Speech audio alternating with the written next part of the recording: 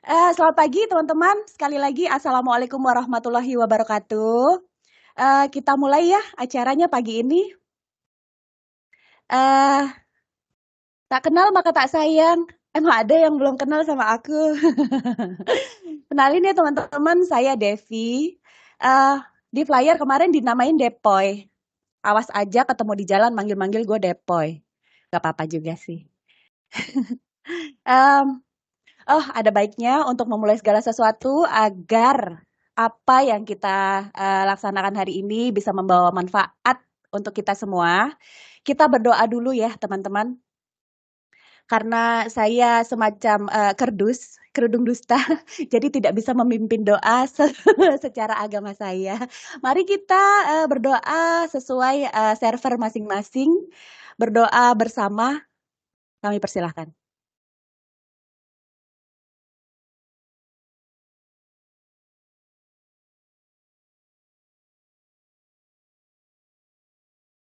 Berdoa untuk saat ini boleh diakhiri saat ini aja. Nanti boleh dilanjut lagi ya. Baik, sebentar ya.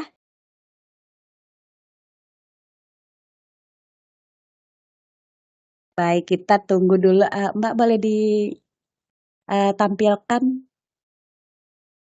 Kita akan membacakan CV dari narasumber kita hari ini.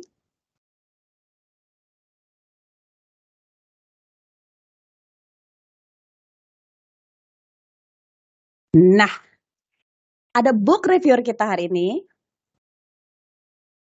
Astaga, moderator macam apa aku? Aku lupa. Jumpa lagi teman-teman, di hari ini kita sedang ada di acara book reviewer ke-9.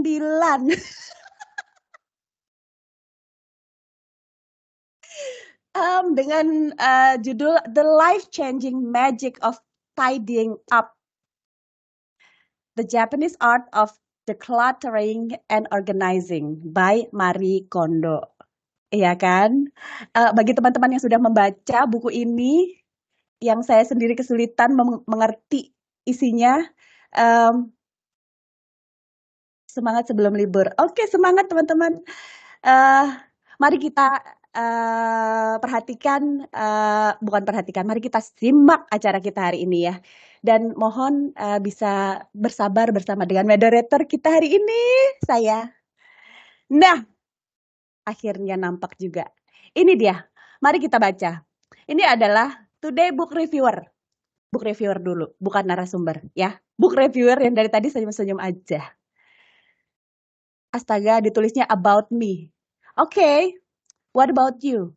Dengan nama Rauminar Estikasari, ya kan? Dengan gaya foto yang menjauh biar nggak kelihatan mukanya. Mohon maaf, ini foto Anda ya kan ya? Baiklah. Oh, sedang melihat ke masa depan. Nggak tahu di mana masa depannya. Nampak suram gelap gulita di belakang ya. Dan dia bekerja saat ini berposisi di Government and Community Relations. Bachelor Degree of Communication, minoring Public Relations. Minoring ya? Atau majoring sebenarnya? Minor ya? Oh, ada minor. Baiklah. From Mercu Buana University. Buat teman-teman yang sesama alma mater Mercu Buana, boleh jempolnya? Ini bukan live ya? Jempolnya boleh? In love with Pilates. Oh gitu. Anda suka Pilates? Tidak nampak. Tapi boleh lah ya. Wah, terima kasih jempolnya. Siapa tadi? Sesama Mercu Buana Lovers. Atau Pilates Lovers. Terus ini dia menuliskan dia student of life. Mohon maaf maksudnya apa? Nanti kita tanyakan bersama. Apa sih Mbak student of life? Anda Nggak perlu belajar tahu begitu? Mbak Dep, nggak perlu tahu. Udah, nggak usah banyak Anda nanya. belajar hidup. Ini kita Hidup kayak tinggal podcast Mbak napas Dep aja. lama-lama. Beneran deh. Mbak Grace kayaknya lama-lama bingung di Johan. sini sebagai narasumber. Mbak produser lebih bingung aku rasa. Dikomenin sama Om Dikot ya. Foto menjauhnya dari Rauminar kayaknya kenal deh. Siapa yang ambil fotonya? Iya, itu Dikot. fotografer ulung memang. Mahal itu. Oh, pemulung. Apa? Gimana? Baik, kita lanjut ya. Nanti kita tanya teman-teman student of life itu apa, dia belajar hidup. Baiklah, boleh di next slide. Adakah next slide-nya ini untuk today's book review? Oh, ini adalah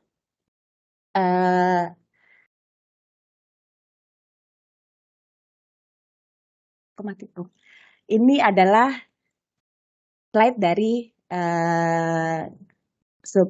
narasumber kita ya. Ini boleh, baik. Ini udah ranahnya berbeda teman-teman. Baiklah, saya serahkan acara kita hari ini kepada book reviewer kita, Mbak Rauminar Estikasari yang biasa dipanggil Mbak Tika. Silakan Mbak Tika. Baik, terima kasih Mbak Devi. Ini pembukaannya kayak ini ya, lagi siaran radio gitu. Emang cita-cita sebagai penyiar radio yang tidak kesampaian, akhirnya mampir di PGN ya. Oke, baik. Selamat pagi. Assalamualaikum warahmatullahi wabarakatuh. Terima kasih teman-teman semua sudah meluangkan waktu untuk join pagi ini di book review nomor 9, The Life Changing Magic of Tidying Up. The Japanese Art of Decluttering and Organizing by Marie Kondo. Oke, pertama-tama saya mau ngasih pembukaan dulu nih ya, bahwa sejujurnya saya bukan orang yang ahli beres-beres, tapi berusaha untuk bisa mengenal yang namanya seni beberes itu seperti apa sih gitu. Jadi tanpa berlama-lama kayaknya lebih baik kita langsung aja ya untuk mulai sharing atau book review dari Marie Kondo ini. Udah bisa kita mulai ya, Mbak Devi ya. Oke, sebentar, mungkin saya share screen sendiri ya.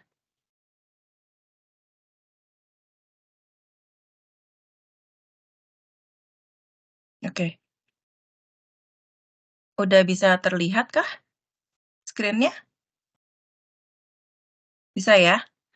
Oke, jadi buku ini saya coba rangkum atau coba review menurut versi saya, dan ada beberapa hal yang juga memang lebih ke apa ya, lebih ke sharing pengalaman juga lah, karena beberes itu kan sebenarnya nggak cuman si Mbak Mary gitu, bukan Marie Kondo aja yang suka beberes, tapi kita semua juga sebenarnya mengalami atau pernah melakukan beres-beres di rumah. Jadi ini buku yang saya baca, yang ini. Ada beberapa versi bukunya, ada yang versi manganya juga ada yang mungkin versi macam-macam lah ya, tapi yang saya tahu ada satu ini sama satu lagi yang manga. Tapi yang saya baca yang ini, jadi nggak ada gambar-gambarnya, bener-bener cuman bacaan aja. Lalu sekilas ya tentang si Marie Kondo, saya rasa kayaknya semua yang hadir di acara book review pagi ini pasti tahu dan kenal yang namanya Marie Kondo ini siapa. Beliau itu seorang konsultan kerapian sekaligus penulis buku-buku best-selling dengan tema serupa. Pokoknya temanya tuh tentang rapi-rapi, bersih-bersih, beres-beres gitu-gitu. Nah, dia tuh mengeluarkan si Spark Joy baru-baru ini, yang terus langsung masuk ke bestseller.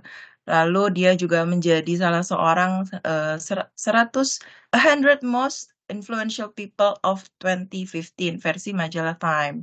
Terus dia tuh penemunya KonMari method. Ini yang paling populer nih sekarang nih, KonMari gitu. Semua pokoknya kalau ngomongin tuh pasti KonMari gitu.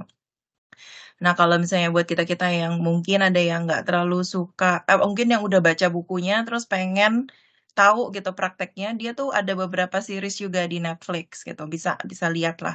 Ada yang Tidying Up sama kalau nggak salah yang Sparking Joy kalau nggak salah ya. Itu nggak terlalu banyak episodenya, ada beberapa yang bisa dilihat lah gimana interaksinya dia dengan klien-kliennya dia yang mau beres-beres rumah.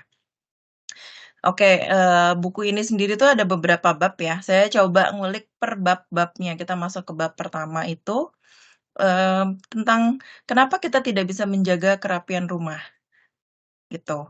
Banyak orang tuh berpikir bahwa metode KonMari itu sama dengan gaya hidup minimalis.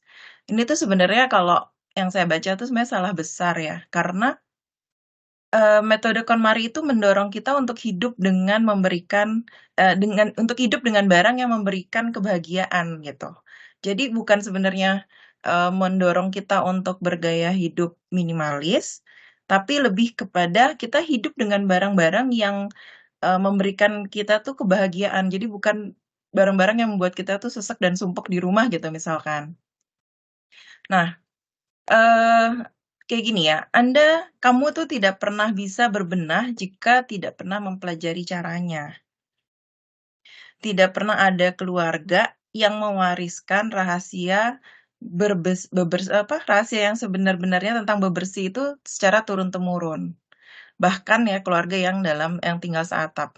Jadi kadang-kadang kita suka sadar nggak sih dari kecil itu selalu bahkan ada nyanyiannya nih bahwa kita tuh disuruh bangun tidur terus mandi terus jangan lupa membersihkan tempat tidur segala macam. Tapi pernah nggak sih kita tuh diajarin gitu untuk caranya bebenah sama orang tua kita? Sebenarnya tuh secara tidak sadar kayak kita sebenarnya nggak pernah diajarin itu gitu. Jadi nggak pernah ada yang namanya keluarga saya sih secara pribadi saya juga nggak mau ngejudge ya mungkin ada juga orang tuanya yang ngajarin tapi saya secara pribadi emang nggak pernah diajarin itu namanya bebenah bener-bener bebenah gitu paling cuman naruh ini di sini naruh ini di sini ayo beresin beresin paling cuman kayak gitu tapi yang nggak bener-bener yang ada ilmu berbenah yang kita diturunin terus kadang-kadang tuh kita berpikir bebenah itu perkara beres-beres itu semuanya tuh kita belajar sendiri gitu. Nah, sandang, pangan, dan papan itu kebutuhan pokok manusia. Tempat tinggal tentunya juga menjadi salah satu yang sama pentingnya dengan makanan dan pakaian.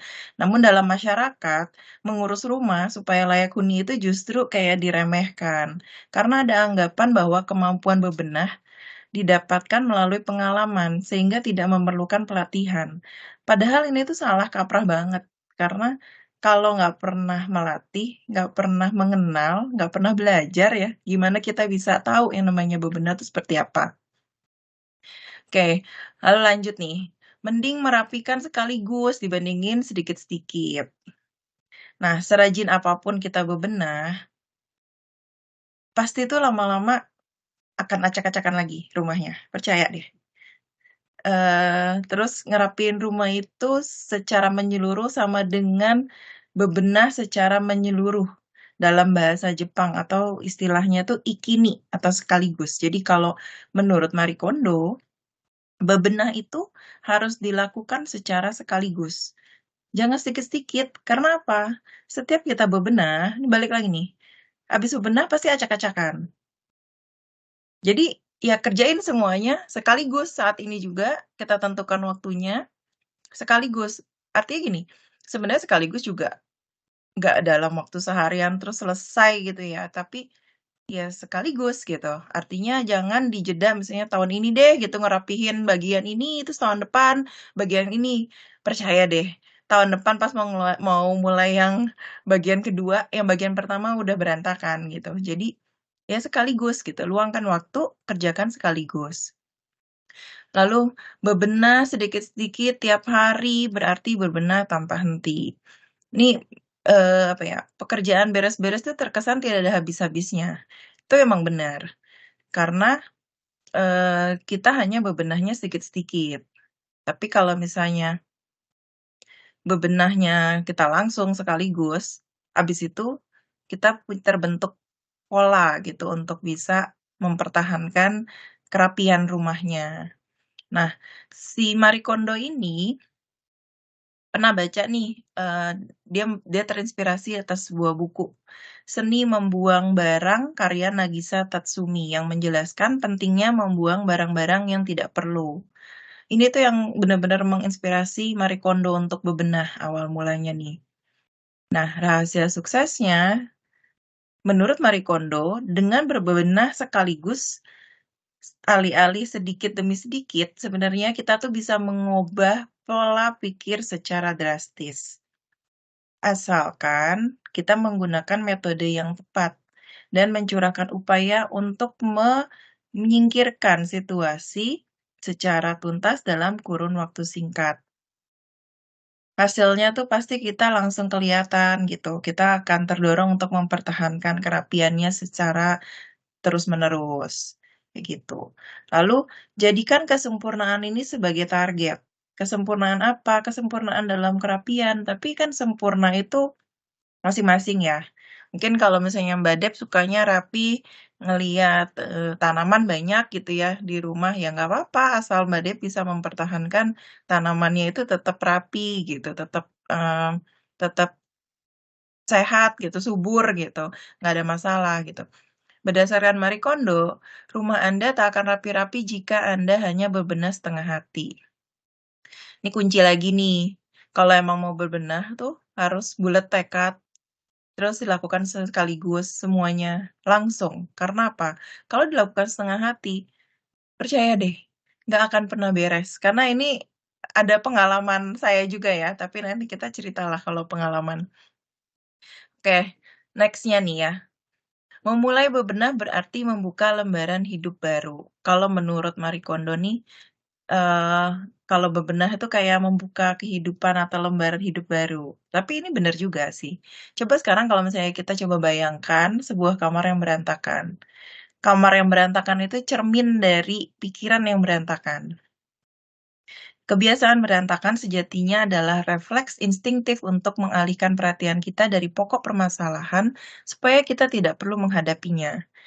Begitu kamu mulai berbenah, lembaran baru dalam hidup kamu tuh niscaya akan terbuka gitu, seperti membuka lembaran buku yang kosong gitu kali ya, mulai dari nol lagi gitu. Kayak SPBU Pertamina sih, iklan. Nah, bebenah tuh bukan sarana. Bebenah adalah sarana, sorry, bukan tujuan akhir. Jadi tujuan sejati kita itu adalah merumuskan gaya hidup yang betul-betul kita inginkan begitu rumah kita sudah rapi dan teratur.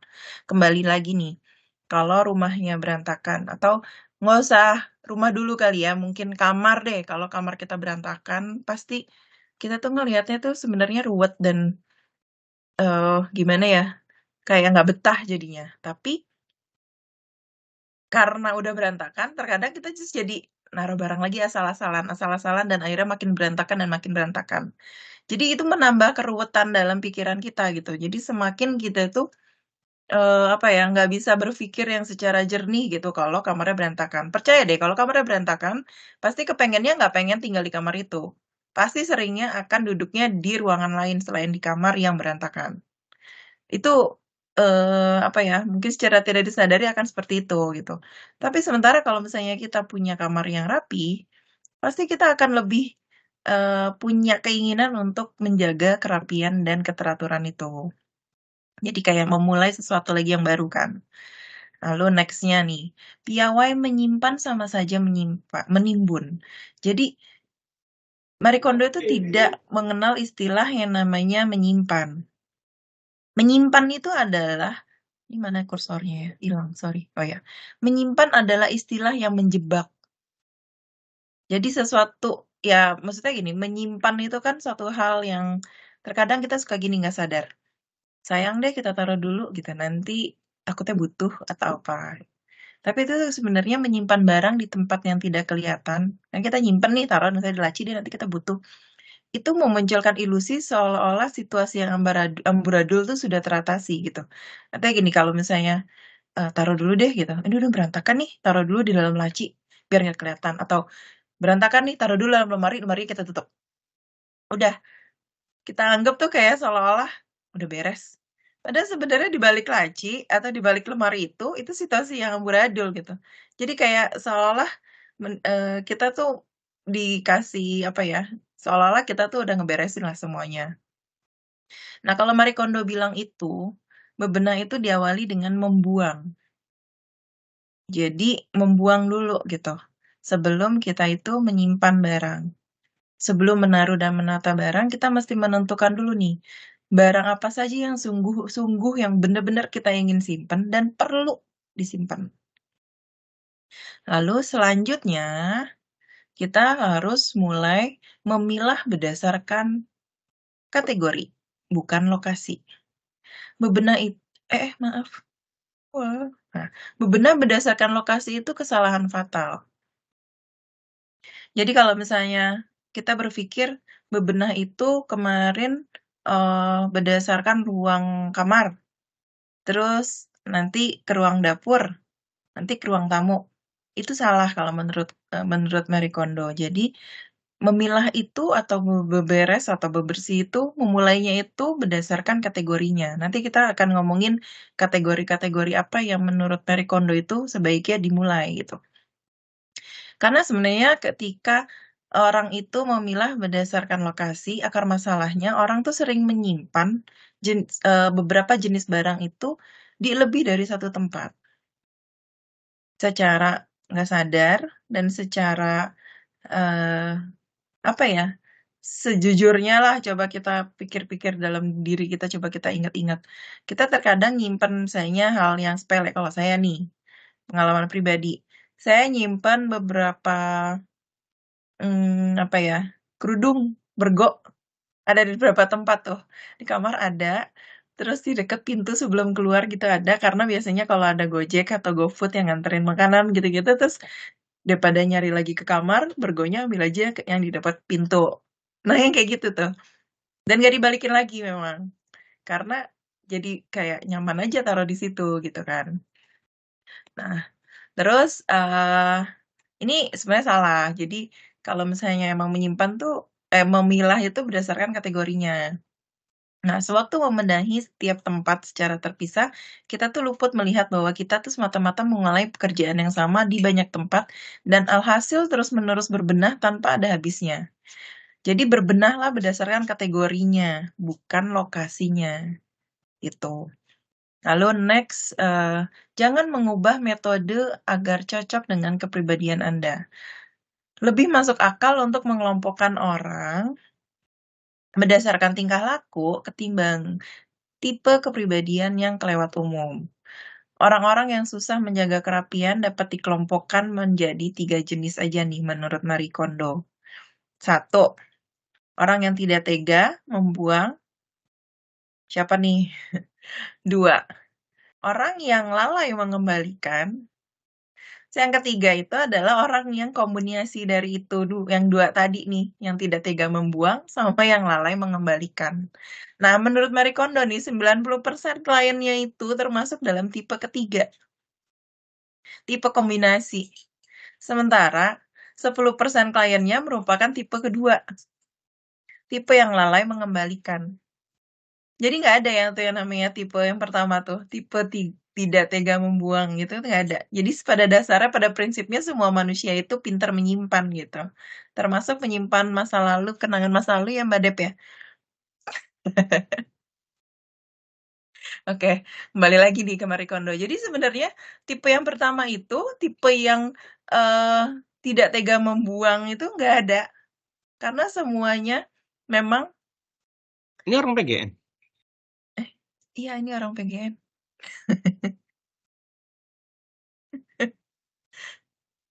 Oke, kembali lagi ya. Nah, bebenah yang efektif itu hanya terdiri dari 2 aktivitas yang esensial sebenarnya. Membuang dan menentukan di mana harus menyimpan barang. Jadi 2 itu ya diingat. Tadi 3 tipe manusia, 3 tipe apa ya, orang-orang yang susah menjaga kerapian tadi, sama 2 aktivitas esensial itu yang diingat tuh. Lalu nih terakhir, luangkan waktu khusus untuk berbenah, alih-alih bebenah tiap hari. Jadi bebenah itu anggap kayak apa, buat kegiatan yang istimewa, kayak sakral. Jadi jangan ngelakuin bebenah tiap hari. Tapi kalau bebenah terus kapan kerjanya gitu kan? Kecuali emang kerjaannya bebenah gitu. Selanjutnya di bab kedua ini mengenai membuang sampai tuntas terlebih dahulu. Membuang sampai tuntas terlebih dahulu nih. Mulailah dengan membuang semuanya sekaligus tanpa ampun dan sampai tuntas. Ingat ya urutan ini nih. Berbenahlah sesuai urutan-urutan yang benar. Jangan menyimpan barang jika kita belum selesai membuang. Jadi kita harus membuang barang dulu, baru kita memutuskan untuk menyimpan barang-barangnya. Secepat-cepatnya kita mengerjakan ini berarti sekitar setengah tahun kalau katanya Marie Kondo. Lama banget ya. setengah tahun itu, 6 bulan. Tapi memang pengalaman saya mencoba merapikan ini memang nggak langsung tuntas. Dan ya berakhirnya karena saya belum sanggup untuk menyelesaikan semuanya sekaligus, memang ada beberapa part yang akhirnya belum selesai. Tapi harus diingat lagi nih kembali, yang wajib didahulukan adalah membuang. Setelah membuang, baru bisa melanjutkan ke kegiatan selanjutnya. Nah, rahasia sukses dengan bebenah sekaligus, secepat-cepatnya, setuntas-tuntasnya, dan memulai bebenah dengan membuang barang yang tidak perlu. Kata Marie Kondo kayak gitu, ingat, membuang barang yang tidak perlu. Lalu selanjutnya tuh sebelum memulai itu kita memvisualisasikan tujuannya tuh apa sih gitu. Tujuan bebenah kita tuh mau apa? Apa motivasinya untuk bebenah? Dapatkan alasannya. Kenapa? Mau nyaman, mau lebih nggak ribet dengan barang-barang, mau seperti apa. Tapi cari tahu ke dalam diri kita tuh mau ngapain untuk memulai bebenah. Motivasinya tuh apa? Terus berpikirlah secara konkret agar dapat membayangkan secara gamblang bagaimana rasanya menghuni tempat yang tidak berantakan. Nah, ketika sudah menemukan jawabannya, berarti perwira PGN di sini nih sudah siap melanjutkan ke langkah berikutnya. Menelaah apa-apa saja yang dimiliki. Kalau saya pribadi alasannya adalah nggak mau membuang waktu dengan banyak barang yang harus diurus. Kalau saya motivasinya itu tuh. Motivasi saya tuh nggak mau buang waktu dengan banyak barang yang diurus. Satu, misalnya, saya tuh nggak suka, karena pada dasarnya saya bukan orang yang apik bebersih ya. Jadi, saya tuh memang nggak apik untuk memelihara tanaman. Jadi saya memilih untuk nggak memelihara tanaman. Dan saya karena nggak apik bebersih, saya memilih untuk nggak punya pajangan-pajangan di rumah. Karena saya nggak punya waktu atau nggak terlalu suka untuk bersihin debu-debu di barang-barang pajangan kayak gitu. Jadi ya saya buat simpel aja hidup saya. Ya kalau bisa masuk rumah terus plong dan kosong gitu, ya udah gitu. Ya memang memang apa ya, memang itu pilihan yang saya pilih karena saya itu nggak mau buang waktu dengan barang yang terus yang harus diurus-urus kayak gitu, gitu. Lalu next nih, kriteria seleksinya. Membangkitkan kegembiraan atau tidak? Does it spark joy or not? Ini kayak spark joy, semua tuh pasti udah tahu namanya spark joy. Udah sering denger lah. Kalau Marie Kondo itu, ini spark joy bahasanya. Kalau di bahasa Indonesia ya membangkitkan kegembiraan gitu. Karena saya baca bukunya bahasa Indonesia ya, jadi bahasanya memang jadinya diartikan membangkitkan kegembiraan. Artinya apa sih gitu kan, membangkitkan kegembiraan. Kita tuh harus mencari alasan-alasan membuang barang. Nah, alasan membuang barang yang umum digunakan itu dua. Barangnya tidak lagi berfungsi, atau barangnya itu udah ketinggalan zaman. Nah, tapi jangan fokus pada cara memilah barang yang harus dibuang aja. Tapi kita semestinya memilih juga barang yang akan kita simpan. Ya, kita tadian disuruh buang nih, buang barang-barang. Terus kita juga harus fokus juga nih setelahnya nyimpen barangnya. Yang mana sih yang mau kita simpan. Nah, kalau misalnya ada barang-barang yang masih ragu-ragu yang untuk kita buang, kalau aku nih biasanya baju biasanya. Kalau baju nih, ini pengalaman pribadi nih. Kalau baju ada yang nggak bisa dibuang. Misalnya, ntar dulu nih masih butuh nggak ya? Jadi kalau bajunya itu digantung, aku ada satu trik. Ada satu gantungan nih, misalnya gantungan baju atau gawangan lah ya, gawangan baju. Kalau bajunya digantung, biasanya kita gantung begini nih, gantungannya, hangernya gitu ya. Kita balik nih jadi ke sini. Terus kita lihat, selama 6 bulan, baju yang hangernya selalu begini, jadi kalau misalnya kita habis pakai, kita komit ya, habis kita pakai bajunya, hangernya kita giniin. Kayak biasa. Artinya kalau belum kita pakai kan semua ngadep ngadep ke kita ya, hangernya. Hangernya ngadep ke sini. Tapi kita diamin selama 6 bulan, kita lihat baju mana yang hangernya masih begini semua. Berarti baju itu sebenarnya udah nggak pernah kita pakai, nggak pernah kita lihat, nggak kita butuhkan. Boleh nggak kita mungkin baju itu mungkin masih bagus ya, boleh nggak kita aku donasikan? Silakan. Kalau saya kayak gitu. Atau misalnya kalau ada barang-barang atau baju-baju kita taruh nih dalam box, terus kita tulisin di boxnya ini pakaian gitu. Terus kita taruhnya bukan terus di gudang yang kita nggak kelihatan ya, tapi kita taruh di lemari bawah, misalnya lemari pakaian di bawah. Kita lihat 6 bulan lagi gitu. Dibuka nggak boxnya? Kalau nggak dibuka, artinya yang ada di dalam situ, baik itu misalnya pakaian atau barang-barang yang kalian taruh di situ selama 6 bulan, nanti kita tidak butuh lagi sebenarnya. Nah, terus balik lagi nih, pilah per kategori. Selalu bekerja berdasarkan kategori, bukan lokasi. Kembali lagi diingetin sama Marie Kondo. Ini kayaknya di tiap halaman ini memang selalu diingetin lagi. Selalu bekerja berdasarkan kategori, bukan lokasi. Misalnya kita mau merapikan pakaian kita.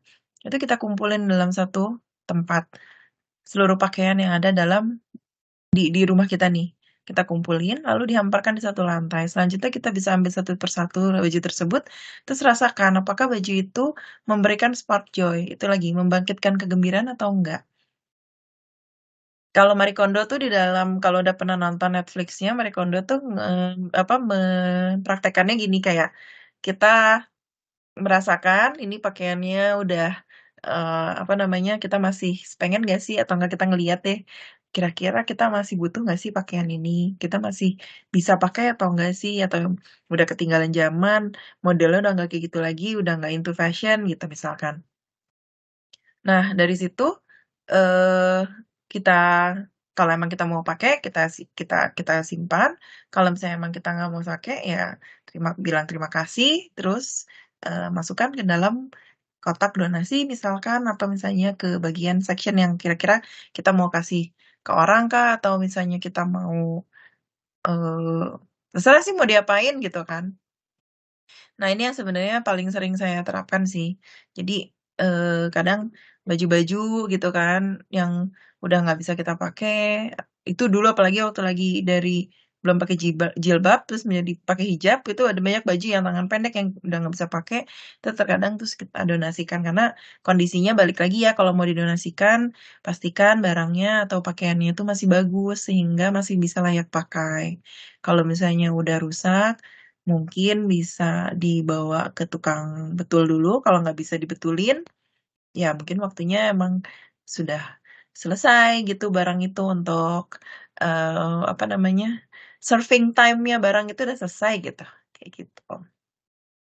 Oke, next-nya nih, jangan mulai dari barang kenang-kenangan kalau tidak mau gagal. Jadi, 3 faktor yang menambah nilai harta benda kita nih. Fungsi, informasi, dan keterikatan emosional. Orang-orang tuh berat hati untuk membuang barang yang masih bisa mereka pergunakan. Ada nilai fungsional di situ. Dan yang memuat informasi bermanfaat. Situ ada nilai-nilai informatif. Dan yang paling sulit lagi adalah yang bernilai sentimental. Ketika itu ada keterikatan emosi dengan barang tersebut. Ketika benda tersebut itu eh, jarang atau langka, susah didapat, tuh makin susah juga tuh untuk buangnya atau mengenyahkannya lah. Nah, urutan yang terbaik menurut Marie Kondo itu adalah, kalau misalnya mau mulai bebenah itu, dimulai dengan pakaian, sorry hilang. Pakaian, lalu buku, kertas, komono atau pernak-pernik, lalu terakhir tuh baru kenang-kenangan. Gitu, urutannya seperti itu. Nah, ketika kita melakukan ini semua nih, kalau kata Marie Kondo, jangan perkenankan keluarga Anda melihat. Setuju atau tidak ya? Mohon maaf nih, kadang-kadang pakar daur ulang itu tuh ibu kita sendiri sebenarnya. Ketika kita mau menyingkirkan barang A gitu, sayang itu masih bisa kepake, kan ininya masih bisa begitu, masih bisa ini. Karena memang eh apa ya, memang seperti itu, dan itu pengalaman saya juga di rumah orang tua saya tuh kayak gitu gitu. Kalau misalnya mau nyingkirin ini gitu, terus sayang itu apa eh masih bisa kepake, kan ininya, itunya masih bermanfaat nih, masih bisa gitu. Padahal sebenarnya manfaat dari barang itu setengah atau lebih dari barang tersebut tuh udah tidak terpakai sama kita, atau mungkin sudah ada barang lain yang menggantikan, atau mungkin memang udah ketinggalan zaman, udah nggak bisa lagi gitu. Nah, ini tuh kalau melakukan bebenah tuh, kalau kata Marie Kondo, Jangan perkenankan keluarga Anda melihat deh gitu. Kayak gitu. Nah, ini jika Anda marah besar kepada keluarga Anda, mungkin sebabnya adalah kamar Anda sendiri. Ini pengertiannya agak-agak literally ya bahasa Indonesianya gitu kan. Jadi sebenarnya tuh memulai untuk membuat barang berlebih milik Anda sendiri tanpa cincong adalah cara paling ampuh untuk mengobati keluarga yang malas bebenah. Jadi sebenarnya daripada kita berisik-berisik ngomongin ke keluarga, beresin dong ini begini, mungkin kita punya adik atau kakak ya, atau misalnya punya anak-anak di rumah gitu, atau ada suami, ada istri, mungkin ada suami ya, yang beres-beres kan istri ya di rumah. Nah ini daripada kayak gitu udah kita bebenah dulu aja ruangan kita sendiri. Misalnya kalau misalnya ibu-ibu, bebenah dulu aja dapurnya gitu. Itu kan area kita sendiri ya, atau mungkin working space gitu. Mungkin kalau yang ada suka crafting gitu ya, yang suka kerajinan tangan tuh, biasanya punya space sendiri untuk kerajinan tangan, rapiin dulu aja area itu gitu. Daripada kita marah-marah sama keluarga, bingung, ini berantakan, ini begini-begini, malah bikin pusing, dan yang ada keluarganya ikutan males dengerin kita untuk bebenah. Nah, barang yang tidak Anda butuhkan juga tidak dibutuhkan oleh keluarga Anda. Barang lungsuran. Ini nih pasti deh. Percaya deh. Mbak Dep mungkin punya pengalaman nih, barang lungsuran. Entah kita menerima atau kita ngelungsurin barang.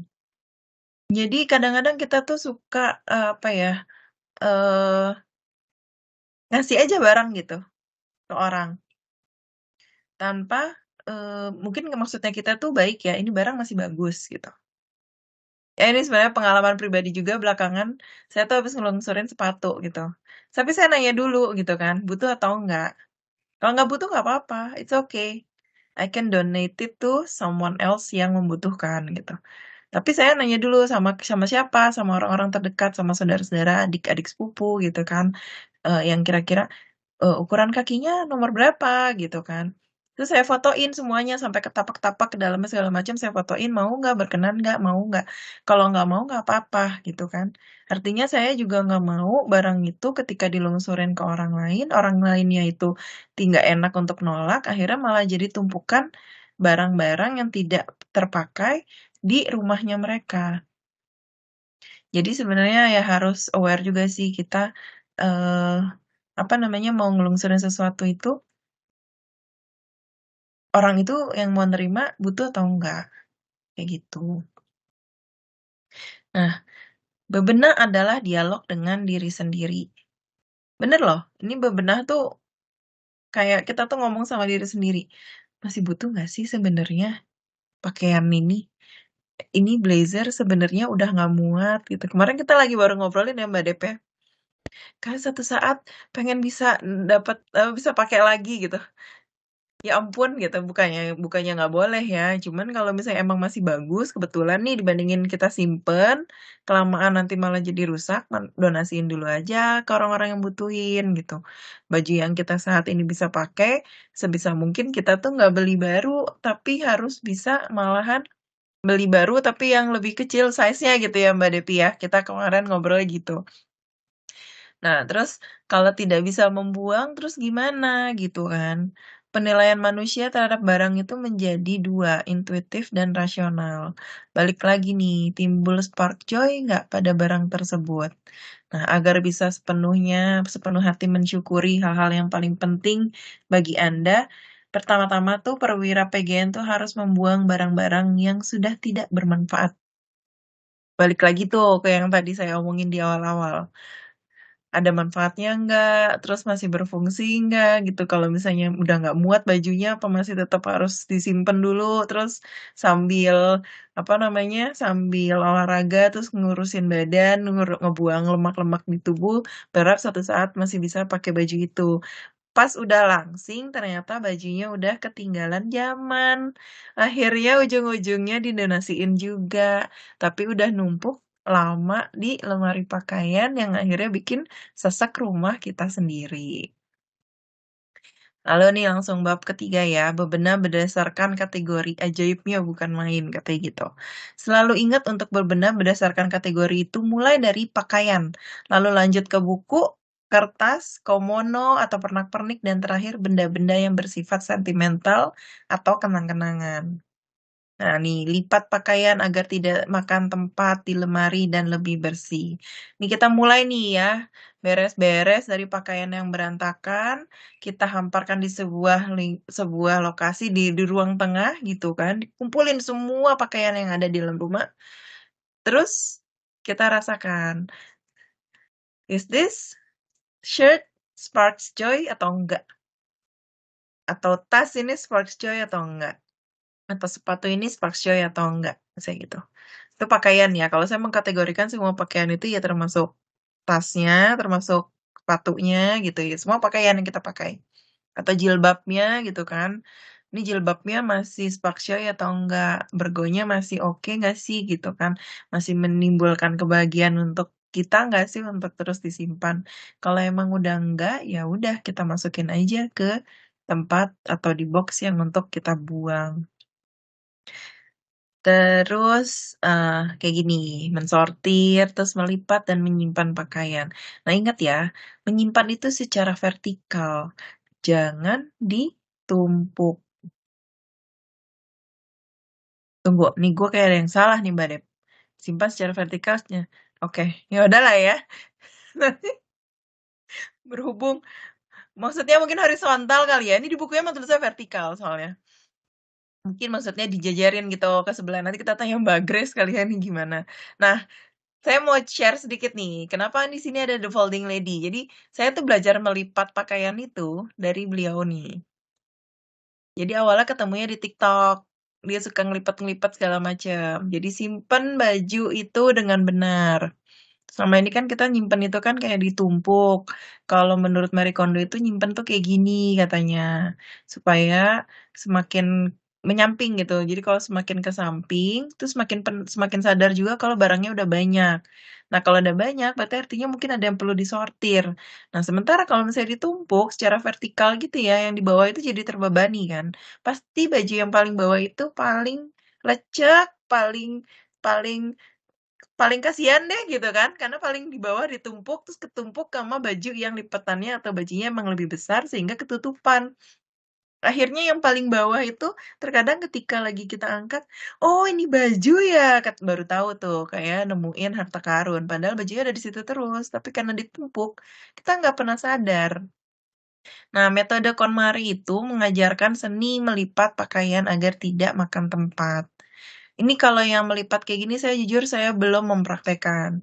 Saya hanya mempraktekkan kayak gini nih dengan jilbab saya. Ini saya praktekin ngelipatnya kayak gini. Karena kalau ngelipatnya baju saya jujur belum fasih dan belum bisa. Ternyata susah gitu.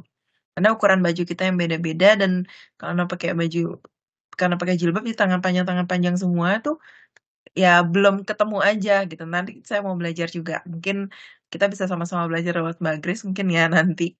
Nah, nih saya mau sharing nih The Folding Lady nih. The Folding Lady ini termasuk penyelamat juga nih.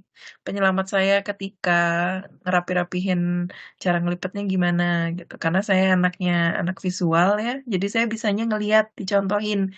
Kalau suruh baca, ngelipet begini. Ada tuh di bukunya si Marie Kondo nggak nyambung di saya, nggak masuk. Ya karena anak visual ya ngelihatnya TikTok, YouTube, ya kayak gitu-gitu aja. Ya buat mudah aja lah intinya gitu. Nah yang kedua setelah pakaian kan balik tuh, kita ke buku. Mana buku yang boleh disimpan? Mana buku yang tidak boleh disimpan? Artinya boleh didonasiin. Kalau mau donasiin buku-buku yang masih layak baca, layak ini bisa ke Growth Corner ya, teman-teman. Nah, buku yang tidak terbaca, yang kita gini, kapan-kapan deh ntar dibaca gitu ya. Itu artinya tuh kalau kata Marie Kondo, kapan-kapan berarti tidak pernah.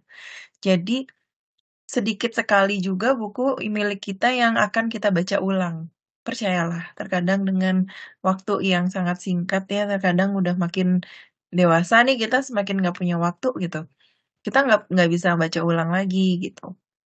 Kalau emang udah kita pernah baca, ya udah mulai donasikan aja. Balik lagi nih kalau masih ada buku yang layak baca, boleh didonasikan ke Growth Corner. Nah, buku yang boleh disimpan tuh apa? Buku favorit sepanjang masa. Apa aja sih? Kalau teman saya nih, Nuning kalau nggak salah nih, nyimpen komik Niko dia dari dulu. gitu. Ya kalau emang itu sparks joy dan ada tempatnya, monggo aja silahkan gitu disimpan. Oke, next. Nah, kayak gini nih, ini pengalaman saya juga.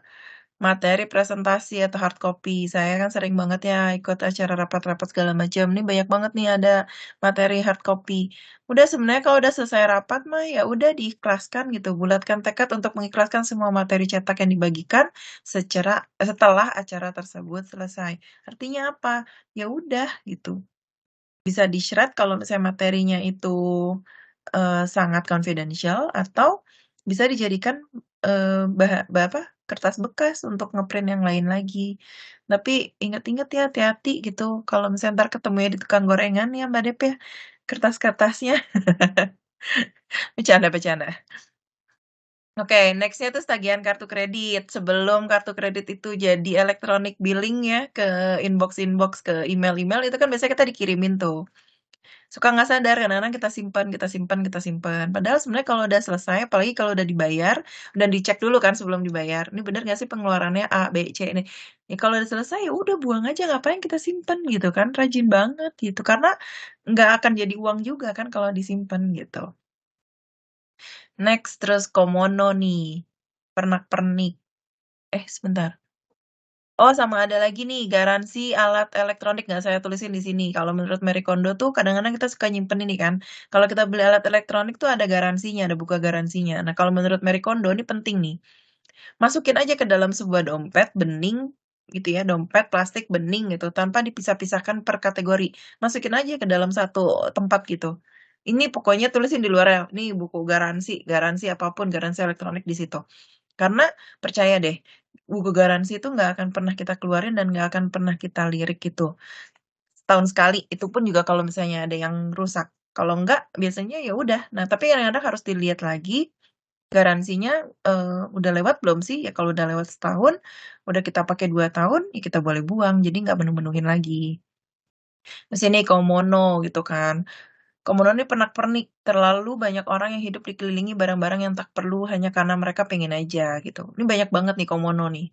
Termasuk salah satunya itu kayak gini nih, uang receh. Kadang-kadang uang receh itu kita suka lupa memperlakukannya itu sebagai uang receh gitu kan. Padahal sebagai uang, padahal sebenarnya uang receh itu sama-sama alat transaksi yang sah. Tapi ini tuh kadang-kadang suka kita memperlakukan seenaknya gitu loh ketimbang uang kertas. Nih, terus barang-barang bernilai sentimental. Terus dengan memilih barang sentimental satu persatu, kita tuh memutuskan mana-mana aja yang harus dibuang bendanya, mana yang harus kita apa namanya cerna atau mungkin kita mau simpan. Foto-foto, nih yang foto-foto yang selalu aku rasa ini. Pilah foto sejak dini, jangan habiskan masa tua kita dengan memilah foto-foto. Simpan maksimum 5 foto setiap momen dan simpan dalam album. Jadi setiap momen misalnya Mbak Dep kemarin berjalan-jalan ke Europe, simpan tuh hanya 5 momen, gitu kan? 5 foto kalau menurut Marie Kondo. Habis itu udah simpan dalam album, sisanya buang gitu kan. Nah, terus balik lagi, jangan pernah transfer uang barang-barang itu tuh ke rumah orang tua. Jadi rumah orang tua tuh bukan gudang kenang-kenangan. Jadi rumah orang tua itu bukan bukan extra dimensional yang tidak akan penuh dengan apapun barang yang kita taruh di dalamnya. Jadi orang-orang yang suka naruh, "Ma titip dulu ya ke situ," gitu. "Ini udah dalam rumah ini." Itu tuh sebenarnya kita tuh nggak akan pernah ngebuka kotak-kotak itu lagi. Jadi jangan pernah mentransfer kotak-kotak yang sifatnya barang-barangnya sifatnya sentimental tuh ke rumah orang tua. Kasihan nanti penuh gitu rumah orang tuanya. Nah, terus nih ya, mencerahkannya aku agak mempercepat nih, kan ternyata nggak nyadar udah 40 menit ya, Mbak. Nah, mencerahkan hidup dengan menyimpan dengan apik. Menyimpan barang di tempat tersendiri itu bukan berarti menentukan semua barang harus diletakkan di mana aja. Jadi tiap benda itu kalau menurut Marie Kondo itu harus punya tempatnya khusus. Jadi semua benda, semua barang yang ada di rumah itu harus punya tempat tinggalnya sendiri. Karena kalau mereka udah mulai nggak punya tempat tinggal sendiri, akan besar kemungkinan untuk kembali pada kebiasaan berantakan. Aturan dari Marie Kondo itu cuma 2, yaitu simpan semua barang sejenis di satu tempat dan jangan menyimpan di tempat yang tersebar-sebar. 2 itu. Banyak banget yang harus diingat nih tadi ya. Lalu yang terakhir nih, bab terakhir. Keajaiban berbenah mengubah hidup Anda secara dramatis. Benahi rumah dan temukan apa yang sesungguhnya ingin dilakukan. Pada intinya, hal-hal yang kita tidak sukai tidak berubah seiring berjalannya waktu. Hal-hal yang kita sukai tidak berubah seiring berjalannya waktu. Membenahi rumah adalah cara ampuh untuk menguak apa yang kita sukai. Lalu penutupnya ini, kalau menurut Marie Kondo, never discard anything without saying thank you and goodbye. Ingat ya, sebelum membuang barang-barang itu semua, kita ucapkan terima kasih semua barang-barang kita itu, lalu kita say goodbye gitu. Terima kasih sudah melayani selama ini, atau misalnya kalau baju, terima kasih sudah memberikan kebahagiaan, menutupi menutupi badan kita, tubuh kita, dan sampai dengan saat ini aja. Terima kasih dan bye bye kayak gitu kalau kata Marie Kondo.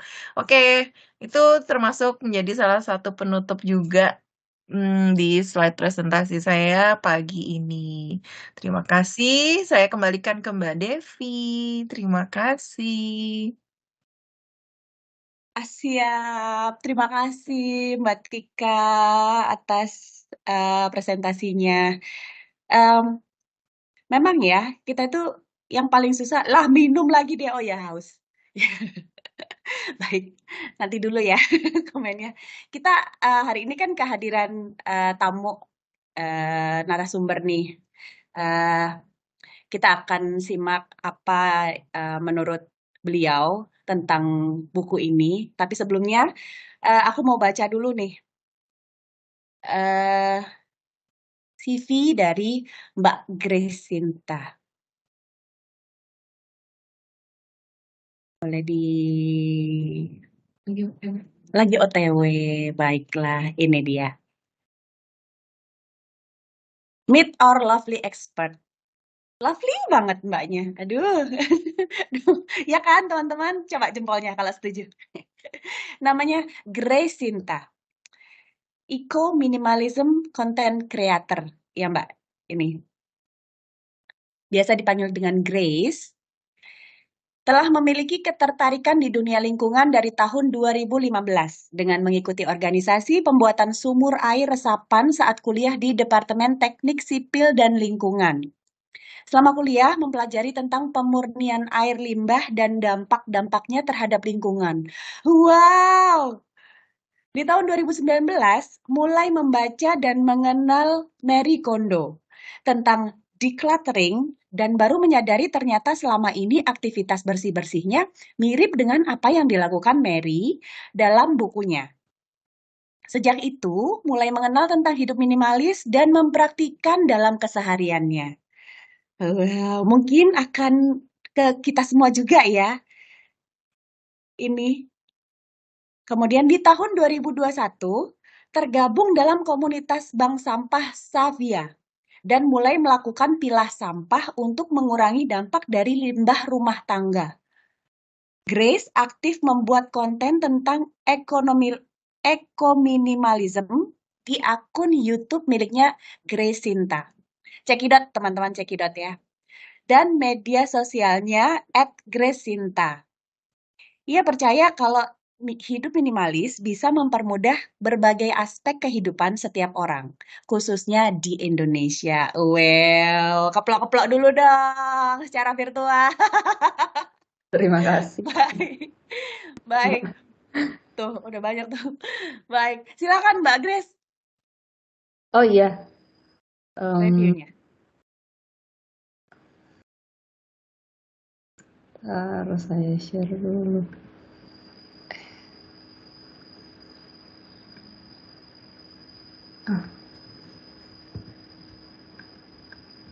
Tunggu.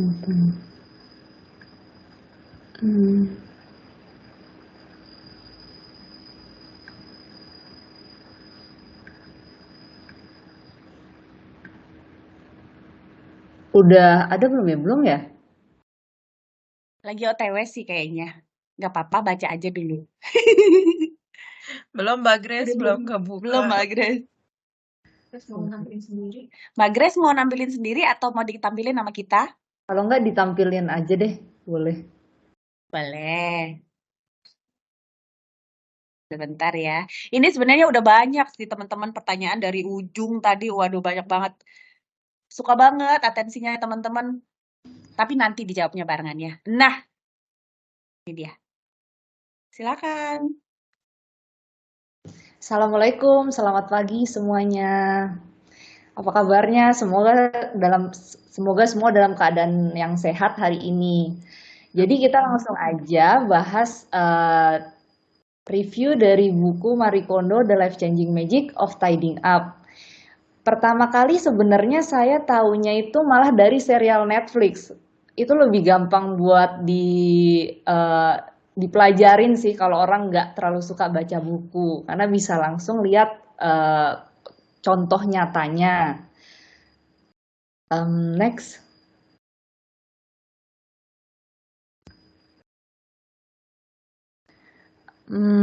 Nah, biasanya orang-orang waktu pertama kali dengar kata beberes itu pasti ngomong, kalau saya itu emang berantakan, saya nggak bisa. Saya sibuk banget, nggak punya waktu. Bahkan ada juga yang bilang kayak karena bilangnya yang Sparks Joy doang yang disimpan nih. Jadi mikirnya nggak mungkin lah barang orang itu sedikit, itu pasti cuman teori aja. Dalam kehidupan nyata nggak relate apalagi buat orang Indonesia ya. Terus mikir juga kalau waduh rumahku tuh udah terlalu berantakan, udah nggak bisa lah buat di restart dengan declutter itu. Next.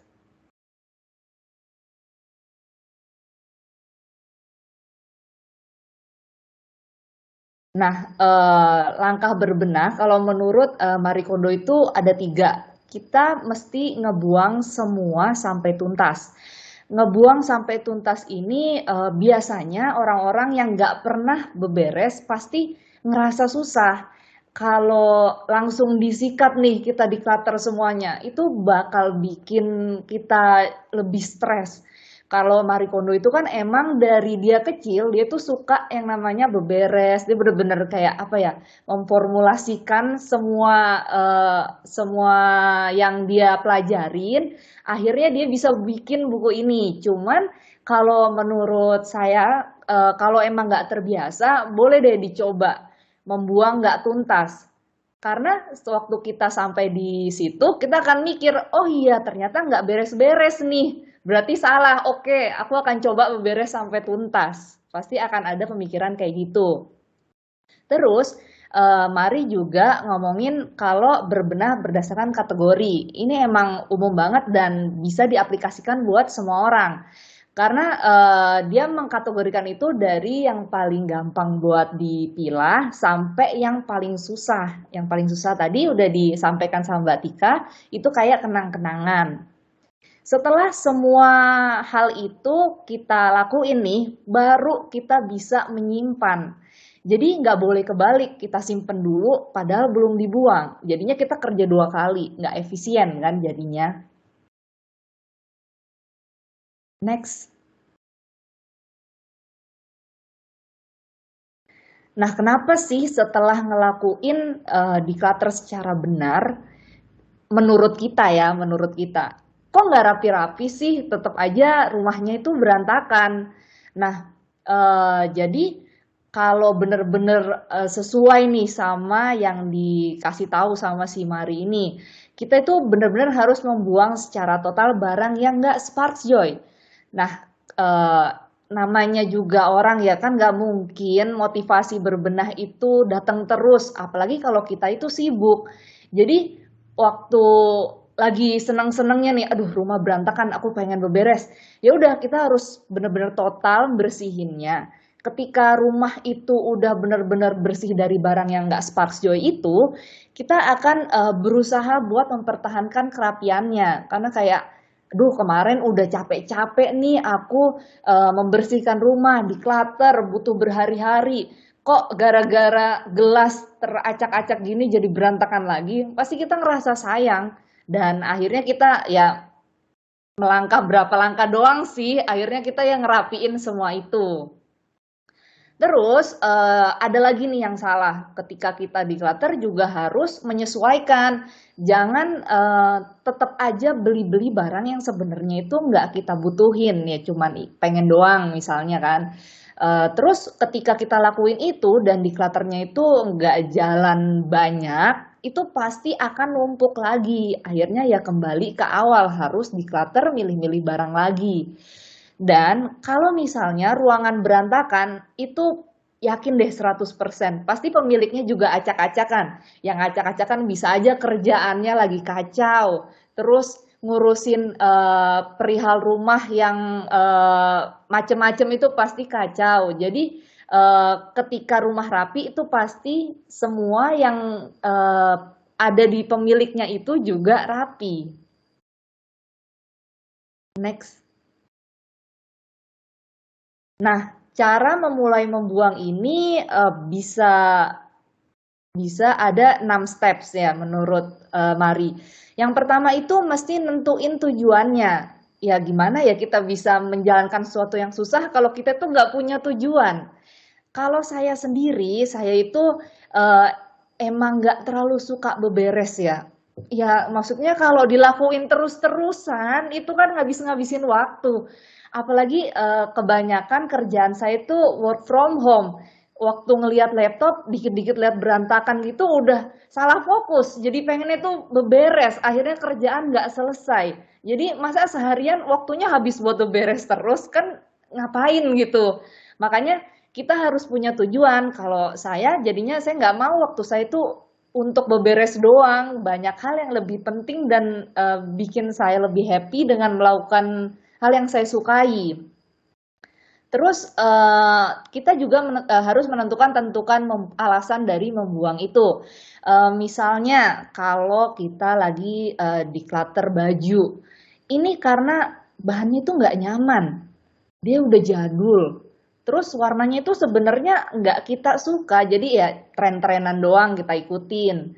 Nah, ini bisa jadi alasan yang bikin kita teguh gitu. Oh, kita harus buang. Nah, itu harus dicari tahu dulu apa alasannya. Terus, menurut Mari, itu memang pilih yang membangkitkan kebahagiaan atau sparks joy. Jadi, kalau kita declutter, kita tuh nggak bisa asal buang. Harus bendanya itu kita pegang dulu, kita rasain. Waktu kita ngerasain itu semua, akan ada semua memori baik dan buruk dari barang itu. Misalnya nih, kayak tadi baju. Ingat nih, oh waktu aku naik kendaraan umum pakai baju ini kepanasan banget. Jadinya pasti kita akan berpikir untuk merelakan barang itu karena memang nggak sesuai dengan keperluan kita sehari-hari. Terus pilih yang disimpan, bukan yang ingin disingkirkan. Ketika kita ngelihat barang berantakan, ini naluri kita yang pengen risih sama semua itu pasti pengennya ya udahlah langsung aja yang ngedenger. Ya udahlah langsung dibuang aja. Ya udah deh langsung disingkirin aja semuanya yang nggak disukain. Tapi ini tuh salah kalau kita cuman lihat yang kita benci nih. Kita jadi lupa sebenarnya kalau barang itu tuh ada karena ya emang sebenarnya kita mau ganti nih, cuman ya masih mikir nih buat ganti barangnya. Jadi kalau cuma dibilang nggak sukanya, kita lupa dengan semua itu, saat kebuang ternyata kita butuh, jadi kita beli lagi, jadinya malah boros dan ya cycle-nya gitu-gitu terus. Terus tadi udah disampaikan sama Mbak Tika, kan ada kategorinya dari yang paling mudah sampai yang paling susah. Nah ini memudahkan kita supaya nggak langsung dihadapkan sama sesuatu yang susah di awal. Kalau susah di awal kan kita jadinya males dan kayak mundur gitu, nggak mau ngelanjutin. Aduh kok ini berat banget ya buat declutter. Next.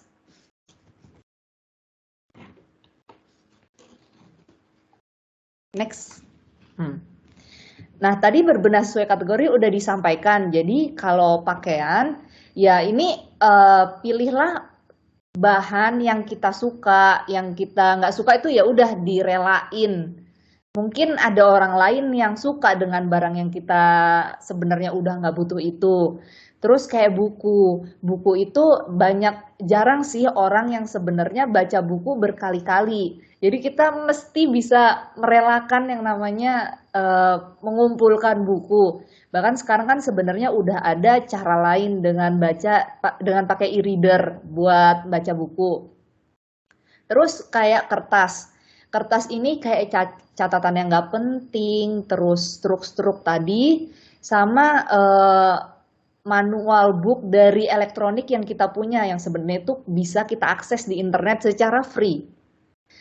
Terus pernak-pernik ini bisa ya semua barang kecil yang biasanya numpuk, kayak tadi koin-koin, nggak langsung dikumpulin, ya udah dia tercecer aja berantakan di rumah dan nggak ada gunanya. Barang kenang-kenangan itu kayak misalnya kita punya hadiah dari temen, kita ngerasa kenang-kenangan, nggak rela buat declutter supaya bisa bermanfaat buat orang lain, padahal kita nggak pakai.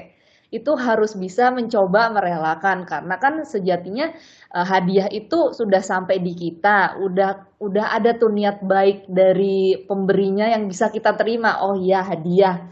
Nah, ketika itu semua sudah tercapai, itu nggak apa-apa banget kalau kita bisa merelakan barang-barang itu biar bisa bermanfaat. Next.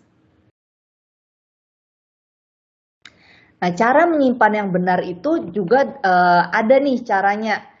Kita mesti ngelakuin dengan tatanan yang sederhana. Kenapa sih harus sederhana? Barang yang ditaruh secara susah itu pasti bikin kita lebih susah buat nginget, karena yang gampang aja pasti lupa. Siapa nih yang pernah lupa kalau barang yang kita punya itu ada di mana di rumah? Pasti ini sering banget terjadi. Terus kita jadi beli 2 kali, itu nggak jarang, karena saya pun juga pernah mengalami yang kayak gitu. Jadi ya disimpan dengan tatanan yang sederhana, nggak usah deh muluk-muluk berdasarkan seringnya dipakai, kayak dipakai seminggu, 2 minggu, 3 minggu, terlalu memusingkan lah. Akhirnya ya kita cuma berkutat di situ-situ aja. Terus kita sesuaikan dengan kategori, jangan sampai tersebar.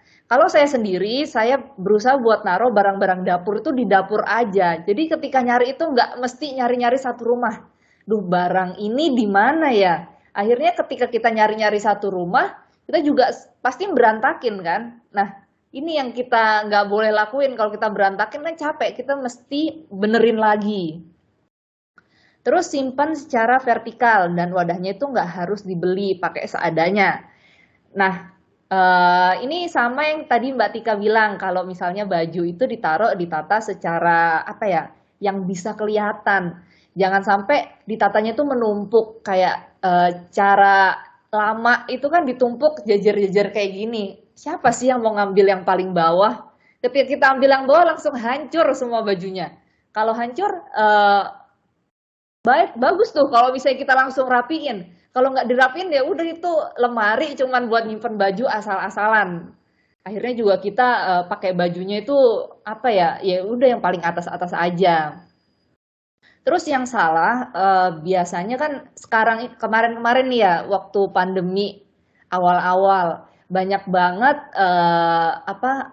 orang-orang yang ngejual wadah-wadah yang estetik, yang bisa kelihatannya tuh rumahnya jadi rapi. Itu nggak apa-apa sih sebenarnya. Cuman ya balik lagi, kita mesti declutter dulu sebelum kita ngelakuin itu, biar lebih terarah barangnya itu sebenarnya apa aja sih yang perlu tempat. Dan juga sebenarnya pakai barang yang ada itu juga boleh kok. Kayak misalnya kita pakai kardus sepatu. Kalau Mari emang pengennya itu pakai yang ada itu kayak kardus sepatu, karena kan itu free dan juga bentuknya itu pas di laci setiap orang di rumah. Kalau saya juga bahkan pakai tin wall bekas dari kita pesan makanan online tuh yang banyak numpuk, ya udah itu dipakai buat naruh-naruh barang-barang kecil. Next. Nah, ritme menumpuk barang itu ya 3 ini. Ketika kita berat membuang barang, eh, itu pasti kita itu ngerasa sayang, nggak tega. Kita tuh nggak bisa move on dari barang-barang lama. Jadinya ya udah berkutat di situ-situ aja. Kita nggak bisa melangkah ke hal yang baru. Terus ketika itu terjadi, kita nggak tahu nih sebenarnya yang kita suka, yang kita butuh itu apa. Kita kayak nutup ngubur keinginan kita gitu loh. Terus akhirnya kita beli barang-barang yang sebenarnya kita itu pengenin tapi nggak butuhin. Karena ya tadi itu ditutup sama barang-barang lama yang masih ada di rumah. Terus semakin itu terjadi, kita akan semakin ngubur dengan benda-benda yang sebenarnya nggak perlu. Tadi aja yang kita butuhin aja kita nggak, apa ya istilahnya, kita nggak iyain. Nah sekarang kita malah beli barang-barang yang sebenarnya itu nggak kita perluin. Next.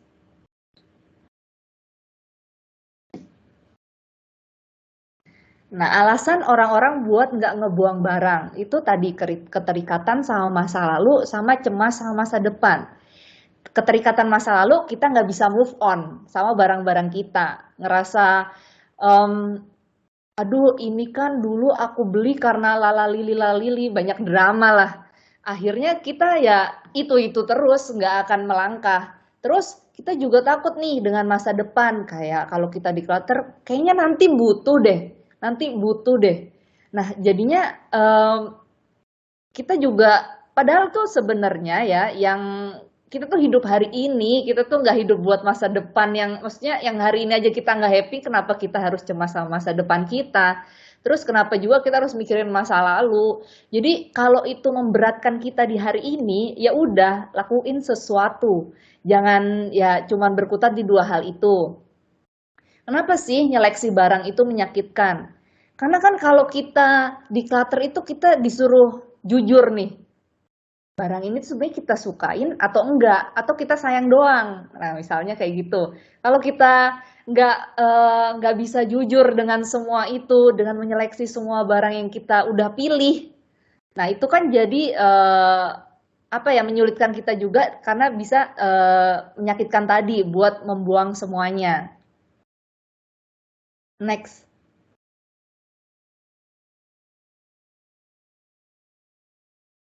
Nah, dari semua itu, declutter yang menyakitkan, sampah-sampah yang terbuang, banyak kebaikannya juga dari semuanya. Dari kita berbenah itu, kita bisa, yang pertama, rumah pasti terasa jauh lebih nyaman. Membersihkan rumah pasti gampang. Jadi, nggak ada tuh istilah, aduh capek banget seharian buat beresin. Apalagi kalau punya anak ya, yang barangnya berserakan di mana-mana. Semakin banyak anggota keluarga, semakin banyak yang berantakan.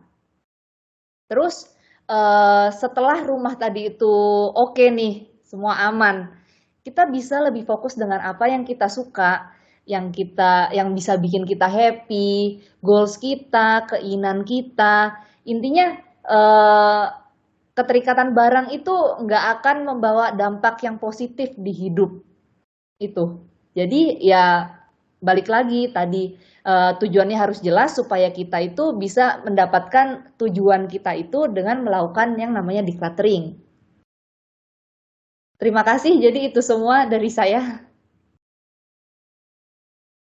Wow, terima kasih Mbak Grace. Itu tadi teman-teman pemaparannya dari narasumber kita dan juga sebelumnya dari book reviewer kita. Nah, kita mau langsung aja ya ke sesi tanya jawab, ya nggak? Karena udah banyak banget ini. Coba aku scroll. Banyak banget Ada pertanyaan. banyak banget sekitar 3.800 pertanyaan Iya. gitu deh. Iya. Orangnya aja yang join 200-an ya Mbak Dev. Emang suka Mbak Dev lebay. Tapi semangat nih yang lain bisa ngasih reaction dong supaya Iya, tahu reaction masih pada dengerin kita nggak sih, masih pada ngeliatin nggak sih, gitu ya Mbak Grace ya kalau online nih kasih reaction dong emotikonnya. Iya. Ini Love-nya bukan Cie. ini bukan cuman teman-teman yang cuman mau ngumpulin learning hour doang kan ya di sini ya. Ketahuan. Kita Ya mau udahlah ya. jawab pertanyaan yang mana dulu nih? Banyak banget pertanyaannya nih. Pertanyaannya Mbak Iya. Grace juga banyak. Iya nih, aku lihat ada dari Mbak Wido nih bilang, let it go, let it go. Apa yang lu let go? Aduh, Lanjut nih Mbak Mbak, Wido nih. banyak Nih, banget. Nih, tadi aku udah nandain sih Pak sebenarnya. Pahala. Nah, tapi ada beberapa pertanyaan-pertanyaan yang sudah terjawab tadi di sepanjang presentasi dari Mbak Tika sama Mbak Grace sendiri ya. Contohnya kayak Betul. pertanyaan Pak Pahala. Ini Pak Hmm, Pahala nih wajib bertanya kalau ada saya ya. Mana sih tadi ada Pak Pahala nanya ya. Apa aja sih yang fans-fansnya kira-kira Mbak Devi nih. dia bukan saya fansnya beliau. Oh Terus Mbak iya. Marie Kondo ini apakah memang sama sekali tidak boleh menyimpan barang? Apa kategori-kategori barang yang layak disimpan? Tadi kan udah tuh, udah dijelasin tuh. Jadi Udah, Pak nggak usah sudah. dijawab lagi ya, bye. Terus terus Mbak Grace ada jangan juga Mbak kan? Grace jangan kaget ya, ini karena Mbak Devi kenal sama orangnya. Tapi kalau Oh saya iya, nggak kenal, kalau makanya nggak kenal berani nggak kurang berani dia ajar. kayak gitu. Iya. Di sini Nah salim ini tau Mas juga Sungkem. tadi ada juga pertanyaan dari Hah? Mbak Triana ya, di bawahnya Pak Pahala. Mbak Anis. Mbak Anis Sofia. Mana sih? Oh iya Mbak Adi Sofia. eh Panjang ya Mbak Anis ya? Ya, Dibaca moderator, ayo oh ya atuh. baiklah. Aduh, review yang menarik Mbak Tika. Oh, karena ada ininya aku suruh baca. Izin bertanya, dalam buku Marie Kondo ini konsep praktikalnya kan tega untuk membuang per kategori, baru menyimpan. Namun apabila kita kerap melakukan pola seperti itu, maka akan timbul masalah baru, yaitu banyaknya sampah-sampah yang dihasilkan. Nah ini kan. Bagaimana tanggapan Mbak Tika terhadap hal tersebut? Mengingat hal itu agak bersinggungan dengan konsep reuse, repair, recycle dalam zero waste. Terima kasih sebelumnya. Coba dong, Mbak. Nah, ini sebenarnya pakarnya tuh Mbak Grace nih sebenarnya. Pakarnya tuh Mbak Mbak Grace Grace. justru. Karena aku tahu teori Mbak Grace, tapi mempraktekannya itu masih belum bisa karena apa namanya? Tapi aku menggunakan itu misalnya kayak reuse atau apa yang barang-barang, misalnya kayak tadi Mbak Grace bilang tin wall ya yang bekas makanan atau apa kita daripada kita buang kan Mbak jadi sampah. Emang kadang-kadang juga saya bersihin, saya jadiin tempat penyimpanan lagi di laci-laci gitu. Terus misalkan apa namanya? Saya tuh suka kepoin YouTube-nya Mbak Grace ya. Ketahuan. Jadi Mbak Grace tuh pakai juga tuh kayak paper bag aja untuk naro-naro barang-barang gitu kan. Even paper bag itu saya baru tahu, oh paper bag itu bisa ya gitu. Selama ini tuh paper bag saya lipet aja gitu kan, saya simpen. Nah, mungkin Mbak Grace mau nambahin konsep-konsep yang reuse, repair, recycle dalam zero waste yang seperti Mbak Ani Sofia tanya ini karena jujur aku juga penasaran sih Mbak Grace bisa pakai apa aja sih? Apa sih yang bisa disulap barang-barang yang terus nanti jadi apa? Jadi sesuatu gitu. Jadi apa? Prok gitu kan? Iya, iya. Jadi Silakan Mbak Grace. kalau konsep reuse, repair, recycle itu emang oke banget karena kan kita baiknya juga merius dulu barang sebelum kita buang di pembuangan akhir. Jadi bisa kita manfaatkan dulu semaksimal mungkin. Cuman memang ya kadang-kadang tuh ada barang-barang yang kayak terlalu banyak di rumah dan kita tuh nggak tahu mau diapain lagi saking banyaknya. Nah kalau udah Betul. kayak gitu ya emang paling akhir ya kalau nggak kita taruh di bank sampah yang sebenarnya itu banyak banget ada di Jakarta, di kota-kota besar juga banyak itu bisa juga kita jual tuh barang-barang. Biasanya barang-barang yang masih bagus, saya tuh ngejual di carousel, kadang di Tokopedia juga ada yang beli. Dan itu memang rumit ya, maksudnya kayak ada difoto dulu, dimasukin dulu di tadi itu karusel.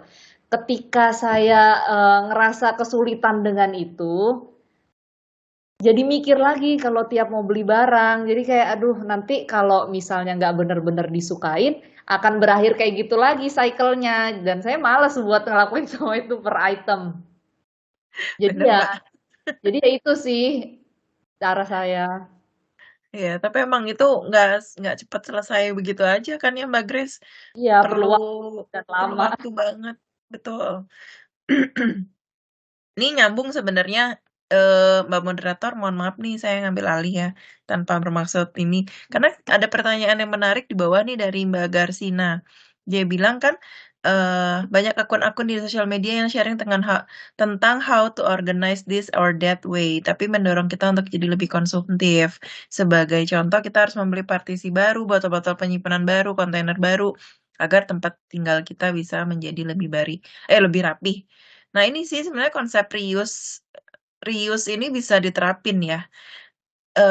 Memang kalau menurut ini sharing pengalaman juga nih Mbak Grace, kalau misalnya di aku emang jadi nggak cantik-cantik banget kayak yang dijual ya. Kayak Iya, kalau pakai Thinwall gitu ya. Cuman balik lagi sih aku juga nyontek nih dari Mbak Grace, dari YouTube Mbak Grace. Kalau kayak paper bag-nya dibuat yang senada atau enggak misalnya besek-besekannya itu kan warnanya senada, terus ditaruh kan jadi cantik aja gitu. Sebenarnya matching-matchingin kayak gitu bisa sih tanpa harus beli yang baru.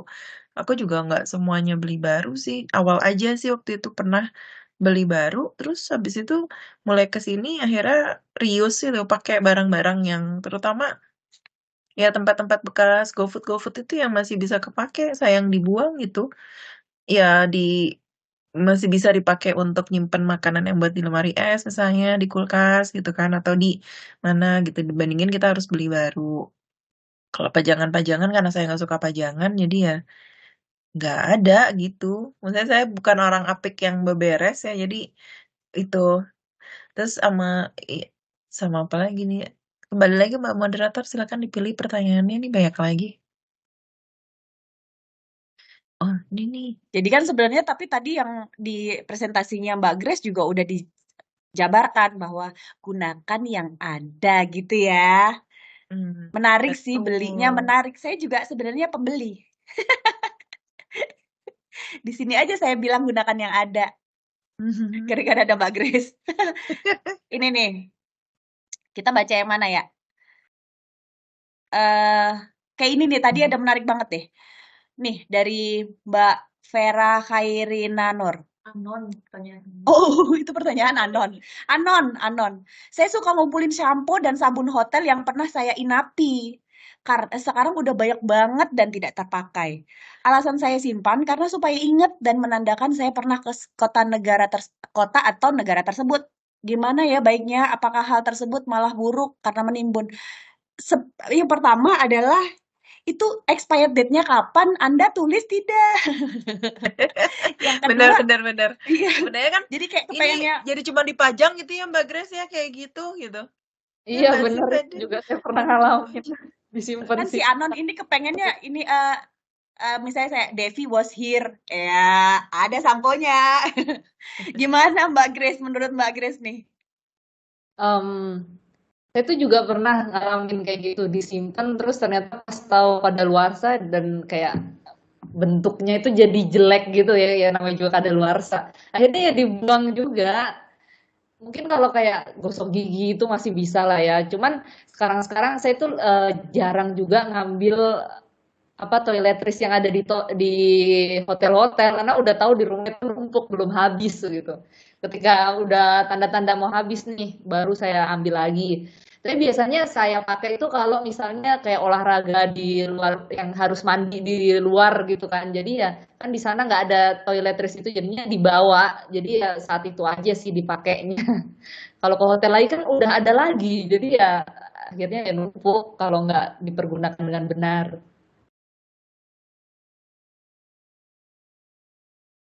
Iya kayak gitu. Tapi menurut saya kalaupun disimpan ya seperlunya aja ya nggak sih? Dan kita nggak Iya, tahu itu yang dipakai itu merek bener. apa. Yang ada Bener. rambut Anda ketombean nanti makainya. Iya bener, itu Bener-bener. kadang nggak cocok juga soalnya. Atau mungkin diganti kali ya kenang-kenangannya gitu, nggak usah pakai yang apa yang Jangan cek. toiletries gitu. Iya. Handuk misalnya. Atau gini, Nggak tapi itu boleh jadi ya. sampah lagi ya. Jangan deh, ntar jadi nggak menyelesaikan masalah. Handuk itu namanya nyolong dong, TV Bu. gitu. TV yang nempel dibawa pulang gitu mungkin di hotel. Lumayan buat tambahan. Nih, terus ada dari Mbak siapa nih, Dina PLI. Di bawahnya Mbak Limbar Garsina. Kadang-kadang kita lihat baju yang kita punya nilai baju-baju yang punya nilai kenangan sayang mau dibuang. Padahal kan nggak akan dipakai lagi, tapi ternyata jumlahnya banyak. Saya udah coba mana aja yang di Sparks Joy, tapi kok tetap banyak. Gimana tipsnya? Tadi sih ya kalau misalnya tadi saya bilang taruh dulu. Kalau menurut Marie Kondo tuh masukin ke box, ditaruh dulu. Mana yang terus nanti dilihat tuh 6 bulan lagi kira-kira tuh dilihat-lihat atau enggak. Kalau enggak berarti emang kita sebenarnya nggak butuh dan nggak nyari. Terus atau enggak yang kayak tadi saya ceritain di awal, saya punya cara gantungan baju itu yang ngadep ke depan gitu semua. Kalau misalnya kita udah pakai harus komit ya kita balikin ke sana gitu. Nah kalau misalnya ada yang ngadepnya begini terus gitu ya, berarti itu baju nggak pernah kita pakai. Nggak pernah kita pakai ya kita boleh donasikan gitu. Sebelum nanti apa namanya modenya atau fashionnya tuh berubah gitu. Takutnya kan kalau misalnya kita kasih atau misalnya kalau masih bagus ya. Kalau saya pengalaman blazer tuh kadang blazer yang udah nggak muat lagi. Jadi terus saya kasih ke saudara misalnya ke adik-adik sepupu yang mungkin baru mulai kerja tapi blazernya masih bagus gitu kan. Jadi saya tawarin dulu mau nggak gitu kan. Nah, emang saya pilih-pilih banget atau batik misalnya karena saya sering pakai batik. Batik-batik yang kan, bukan artis, tapi kalau misalnya kira-kira udah kepakai terus gitu ya batiknya, kan nggak enak ya kalau karena kerjaan saya kan ketemu orang gitu Mbak Grace, jadi kalau misalnya ngelihat batiknya itu melulu, kok kayaknya ini udah bisa lah ya, masih bagus, masih layak, tapi saya udah keseringan pakai gitu, jadi saya kasihin. Sebenarnya bisa gitu, kalau misalnya emang masih sayang atau masih gimana, coba deh pakai cara itu, masukin ke box dulu, terus lihat dibuka-buka lagi atau enggak gitu. Biasanya sih nggak dibuka-buka lagi biasanya. Kadang-kadang kita tuh suka lupa dengan barang apa yang udah kita pakai atau barang yang kita punya. Kita simpen aja akhirnya numpuk kayak gitu. Kayak Nah, gitu Mbak Grace. Iya sih kalau saya itu ya naruh di box bener. Jadi baju-baju kan dipilah nih, taruh di box, tunggu aja kira-kira ya kalau kita nggak pede gitu tunggu 6 bulan, dibuka nggak? Kalau nggak dibuka berarti dia ada dan nggak ada itu sebenarnya nggak ada pengaruhnya di hidup kita. Jadinya ya akhirnya kita bikin garage sale lah atau apalah, akhirnya barang itu kebuang juga nggak ada rasanya sebenarnya. Waktu ngelihat doang kita ngerasa sayang-sayang. Terus kalau untuk tips menghindari membeli barang yang kita nggak perluin, biasanya kalau punya keperluan, baiknya itu kita tulis. Jadi ada listnya gitu. Ketika itu paling bawah dan kan pasti jangka waktunya agak lama nih, dilihat sebulan, 2 bulan. Oh ternyata kita cuman suka doang, nggak butuh gitu loh. Akhirnya ya kita nggak apa ya semakin ngelama-ngelamain itu kita lupa dan kita suka lagi sama barang baru yang lain sebenarnya. Itu bisa nunda sih. Nah, kayak gitu tuh. Pertanyaannya cukup menjawab nggak ini? Cukup terjawab nggak gitu. Nanti kalau masih ada yang kepengen nanya lagi boleh loh ya teman-teman. Ini ada juga nih dari Pak Doni Purnomo. Bagaimana membuang barang yang sulit dibuang seperti kenangan dan lemak? Saya juga mau menyimak ini Mbak, gimana Mbak ceritanya ini Mbak? Pertanyaan ini cukup membanggongkan sekali nih. Membuang kenangan itu DL ya dari Talau. Lemak saya juga pengen tahu kalau buat barang-barang yang sulit dibuang Mbak.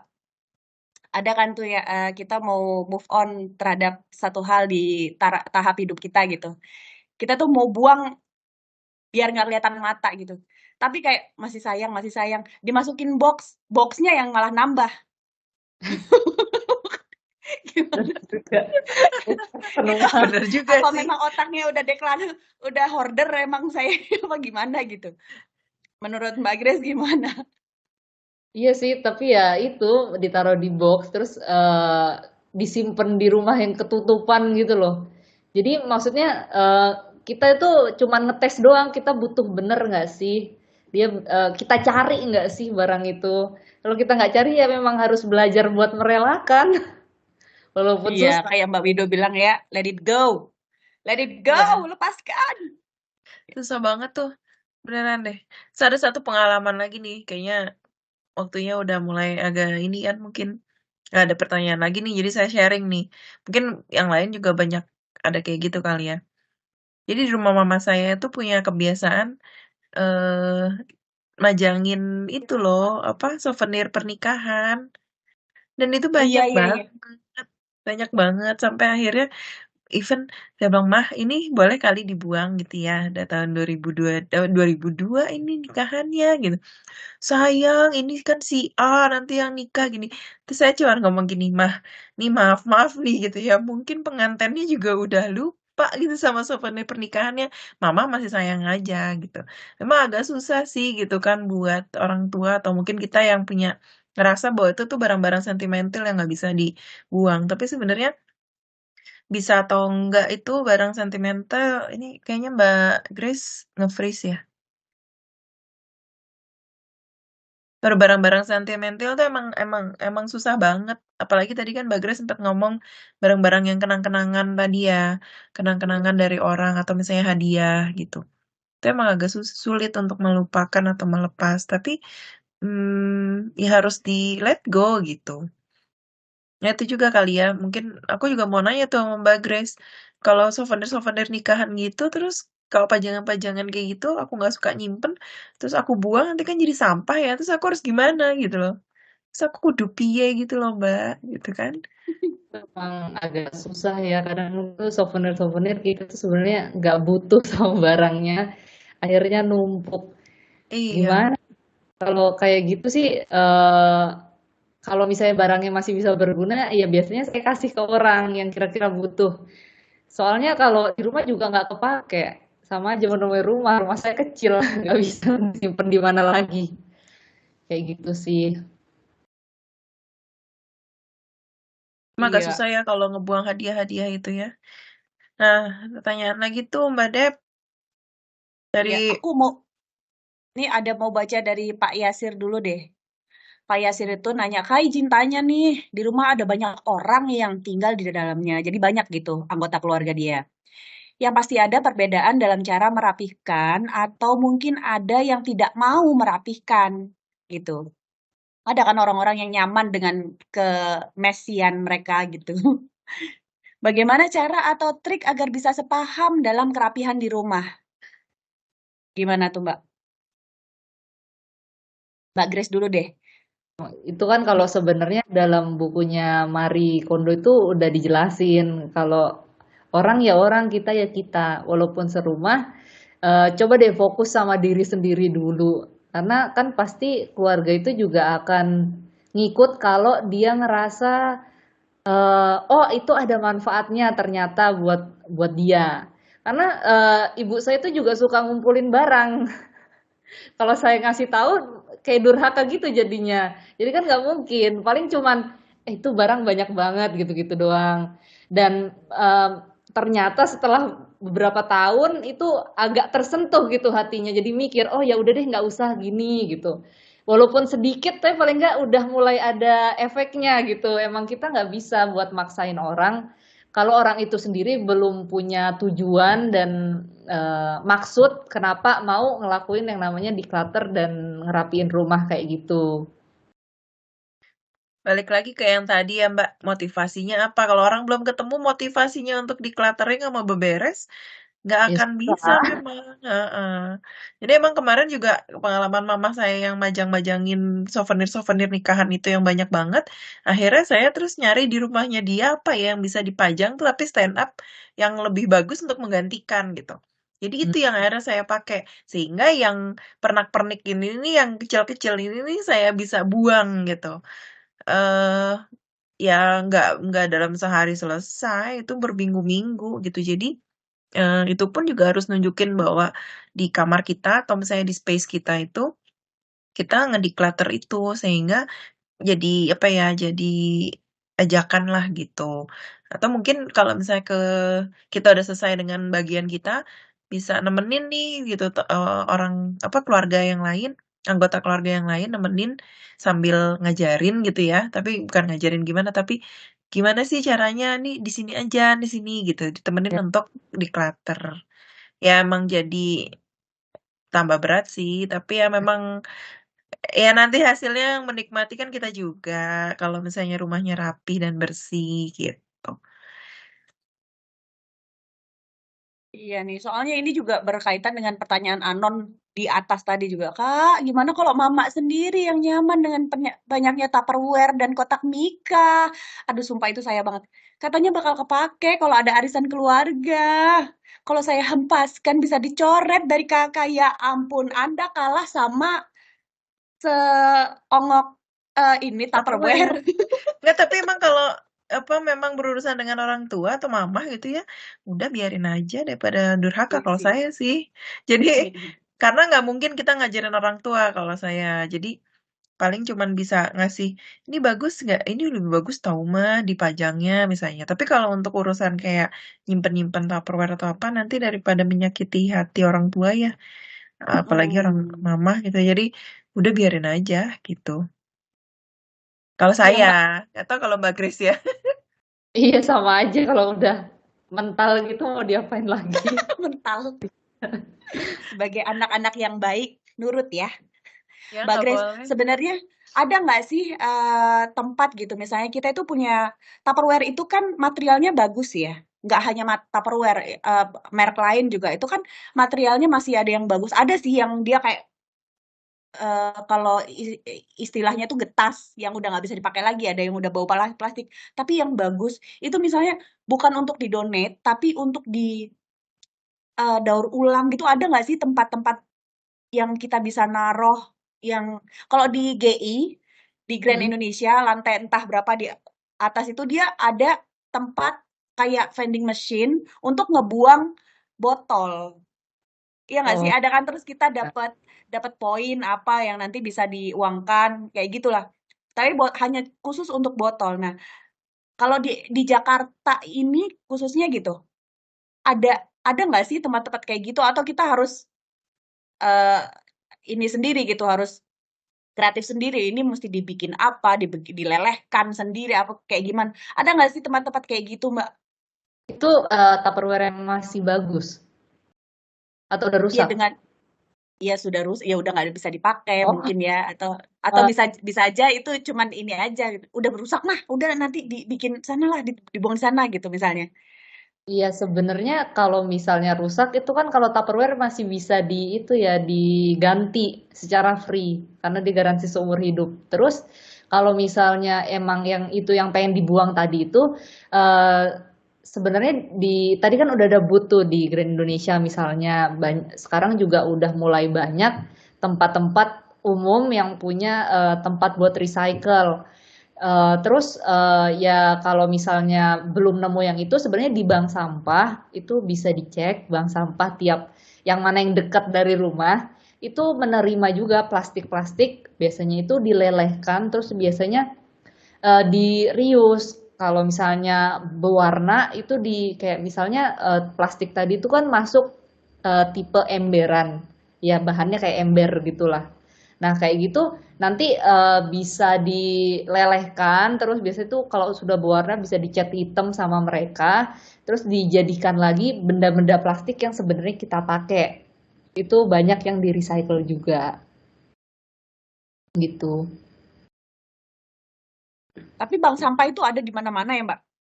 Sering denger sih, cuman Bank sampah itu ada banyak kok di Jakarta kan kalau misalnya kita rumahnya di Jakarta Utara terus ada yang di Jakarta Selatan kan males ya jadi terlalu jauh. Nah, saya makanya GPK. Makanya saya menyarankan cari yang terdekat. Itu ada kok di internet kalau dicari bank sampah dengan misalnya lokasi kita berada. Biasanya itu emang dia nggak selalu ada. Kalau di dekat rumah saya sendiri itu biasanya per 2 minggu sekali. Jadi biasanya tuh per minggu atau per 2 minggu sekali yang kita mesti datang sesuai dengan jam bukanya. Terus kita di situ bisa nge-recycle barang-barang kayak botol sampo yang bener-bener udah nggak kepake. Kan juga apa ya, susah ya di Indonesia itu karena kan belum banyak sih sebenarnya, belum banyak variasi buat refill-refillan shampoo, sabun cair kayak gitu. Jadi ya pasti kita akan beli botol lagi yang nyampah itu biasanya ya saya taruhnya di bank sampah itu biar nggak memenuhi rumah juga. Bingung kan mau ditaruh di mana kayak gitu kebanyakan. Iya.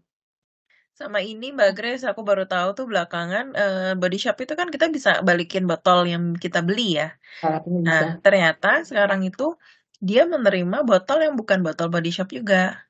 Oh, Jadi aku kemarin itu beberapa, Mbak serius nih bisa, terus iya bisa gitu. Nah besoknya pas aku balik, aku bawa, ini bener nih terima, aku bilang gitu kan. Terima kok Mbak, masukin aja gitu. Tapi aku lupa masuk poin atau enggak ya, tapi pokoknya mereka nerima gitu. Sekarang udah nerima botol-botol yang non ini ya, non Body Shop. Terus ada beberapa lagi apa ya? Jeans, kalau celana jeans tuh Levi's suka ngasih itu ya, apa suka iya suka biasanya. ada Dropbox-nya. Biasanya kalau pas lagi ulang tahunnya Levi's. Terus baju-baju biasanya H&M juga suka naruh tuh, bisa drops your shirts gitu yang masih terpakai, yang masih layak pakai apa boleh yang rusak, aku lupa deh. Di H&M itu suka ada juga. Sebenarnya banyak sih. Cuman emang yang masih agak jarang mm, itu Mbak, yang reuse ya apa? Reuse yang isi isi ulang gitu loh yang Ya, ya sebenarnya ada siklus itu kan, cuman kan iya ya, nggak kalau semuanya kayak tepat. shampoo sabun kan variasinya banyak banget. Biasanya itu Iya, nggak tuh. agak Jadi, susah juga. Agak Ini susah juga. ada nih dari Mbak Dea Amalia juga, dia bilang bisa loh ke Instagram donasi barang. Makasih loh Mbak Dea informasinya ya. Mereka terima barang-barang bekas untuk di-recycle atau disalurkan kembali ke yang membutuhkan. Makasih banget Mbak Dea. Oh, ada juga nih Mbak Triana Dina. Sosialnya juga bisa terima katanya. Ya, oke, terima kasih. Jadi teman-teman yang di sini tercerahkan ya, nggak cuman Body Shop, ada Sosiola, udah mulai banyak sih yang kayak udah skincare mulai gitu. banyak. Banyak, udah mulai banyak Kita memang. ada itu Samsonite nuker koper yang Koper rusak. lama. Iya, koper lama yang rusak bisa diskon buat beli koper baru. Iya, itu lumayan sih diskonnya. Iya. Ini kita baca pertanyaan terakhir ya dari Insya Allah Bapak nih. Bapak Muhammad Ali Fikri. Saya juga pengen tahu ini soalnya. Sharing yang sangat mantap sekali. Terima kasih Pak Muhammad Ali Fikri. Izin tanya, apakah kebiasaan rapih itu tergantung personality genetik makhluk tersebut? Mohon pencerahannya. Terima kasih. Harus ada genetik kah? Mama saya suka beres-beres, tapi sepertinya karena terpaksa. Nggak turun ya? Ya kok saya juga kok nggak turun ke saya. Gimana menurut Anda berdua ini? Mbak Tika, Saya juga, gimana menurut Anda? saya juga nggak ada genetik. Nggak, mama saya suka beres-beres ya. Mungkin karena emang ibu-ibu selalu beres-beres gitu kan. Kalau aku tuh emang nggak terlalu apik beberes, sehingga karena nggak suka beres-beres, nggak suka banyak barang gitu aja sih. Tadinya barangnya banyak karena punya asisten gitu kan.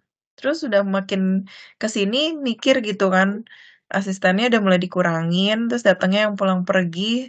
Terus akhirnya kalau nggak kita beresin atau nggak jaga sendiri, berantakan atau debuan atau kotor.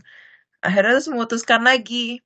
Awalnya tuh dari baju. Baju tuh aku mulai ngurangin banget. Awalnya dari baju, terus ke barang-barang, sekarang ke pernak-pernik. Awal mulanya memang baju sih.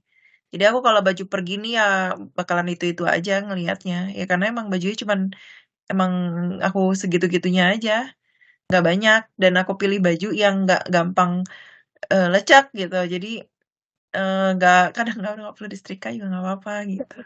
Kayak Nggak gitu. dis- Atau enggak Itu bajunya dusta, warnanya itu dusta, itu. belanja melulu. Enggak, serius. Kalau baju pergi, Mbak Dep, aku tuh yang belum bisa itu baju kerja. Kalau baju kerja memang jujur sih, itu belum.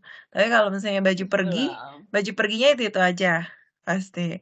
Nah, mau barang-barang, pernak-pernik udah enggak. Jadi Nggak tahu sih genetik atau enggak, tapi kalau menurut aku tuh itu kebutuhan akhirnya. Kebutuhan aja. Nggak tahu kalau menurut Mbak Grace gimana, kalau aku sih itu. Saya juga nggak tahu sih soal IQ dan EQ-nya, cuman ya itu emang udah kebutuhan. Soalnya kan kita hidup dengan barang-barang, kalau nggak tertata rapi kan menyulitkan hidup kita sendiri sebenarnya. Pak Joko malah jualan di sini. Mohon maaf saya potong. Mas Mah, Joko, lu ada pergi yang dari jualan sini di nggak Mas sini Joko? kayaknya. Astaga.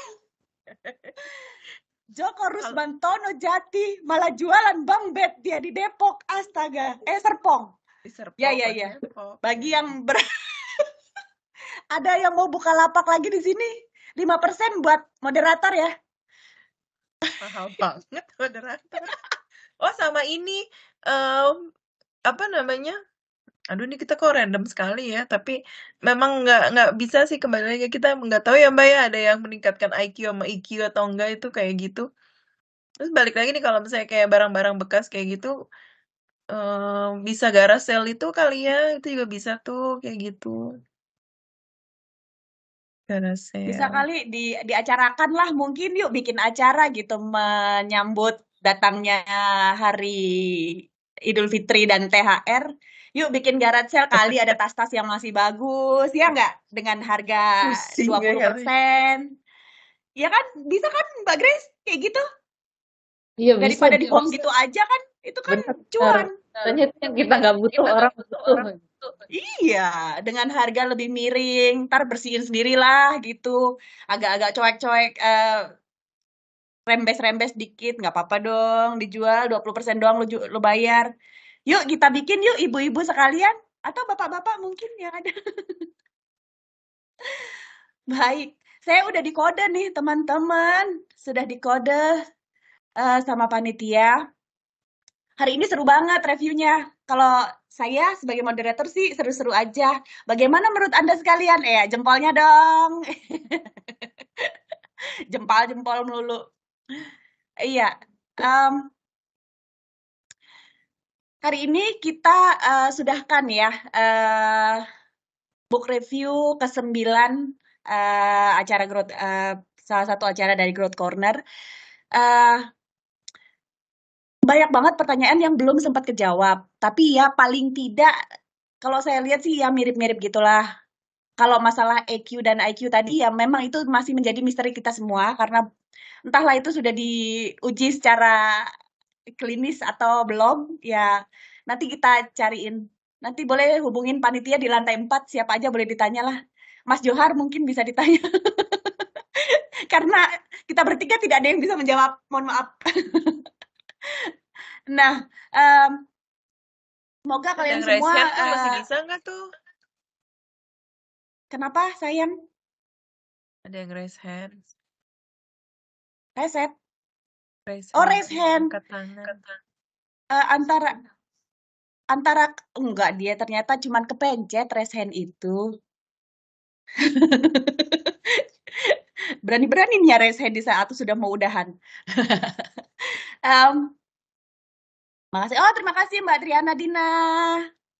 Terima kasih sudah bergabung teman-teman. Mohon maaf ya, kalian semua hebat, kalian semua sangat hebat bisa bergabung bersama kami di saat jam kerja. Oh ya, ini ada tampilan, ada titipan dari teman-teman panitia Growth Corner. Ada loh yang namanya Growth Corner di gedung Geraha Pegas lantai 4 ini. Ini penampilannya, penampakannya. Kalau buat yang teman-teman belum tahu, mampir ke lantai 4. Mampir yuk. Ini ada Growth Corner, provides you book to read atau to borrow, ya kan, buat buku untuk dipinjam. Jadi kayak ada, kalau kelihatan di situ ada rak kecil, enggak kecil ya, itu raknya lumayan gede, isinya buku. Isinya bukan duit, boleh dibaca, boleh dipinjam. Boleh dipinjam ya, Mbak ya?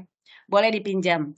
Dan itu juga kalau lihat ya, ada 2 kursi mungil bisa dijadiin tempat coworking space. Kali-kali di ruangannya gerah atau gelap atau males di ruangan, boleh mampir ke lantai 4 buat kerja di situ. Tapi cuma cukup buat 2 orang, guys. Country 2 orang doang, nggak harus daftar-daftar dulu atau gimana kan? Enggak, datang-datang aja begitu kosong langsung cus. Oh iya, kemudian di situ disediakan juga WiFi yang di-provide oleh pgn.id. Oh enggak, PGNID. Enggak. Kemudian ada snack dan beverage juga. Seriusan, aku udah sering ngambil snack dan beverage-nya. Dan ada board games. Games itu ada hadiahnya nggak, Mbak? Nggak ada. Games aja kalau mau bosen. Kalau nggak kalau nggak dicari sama atasannya nge-game di situ silakan. Dan jangan lupa mampir ke IG glsm.pgn. Instagramnya @glsm.pgn. Jangan lupa follow. Dan juga ke @Gresinta ya Mbak ya tadi ya. Jangan lupa follow, subscribe, and like teman-teman, subscribe. Jangan lupa. Oh ya, kalian teman-teman sekalian juga bisa usulkan buku favoritmu untuk dibedah di sini, dibedah. Karena tersedia voucher Gramedia sebesar 150 untuk pemenang beruntung setiap bulannya. Pemenang beruntung bulan ini adalah ini yang sekarang ya? Mbak Triana Rosma Fikriati Dina. Ini pemenang bulan ini. Yeay, dari PGN LNG.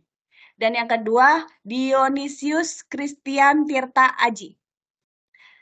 PGN area Lampung. Selamat untuk kalian berdua dapat 150.000 voucher Gramedia ya, teman-teman. Bukan MAP, bukan Indomaret, jadi nggak bisa dipakai beli jajanan, bisanya beli buku ya. Baiklah, kemudian ada event ada event takjil di Growth Corner lantai 4. Ini dia, Growth Corner bagi-bagi takjil.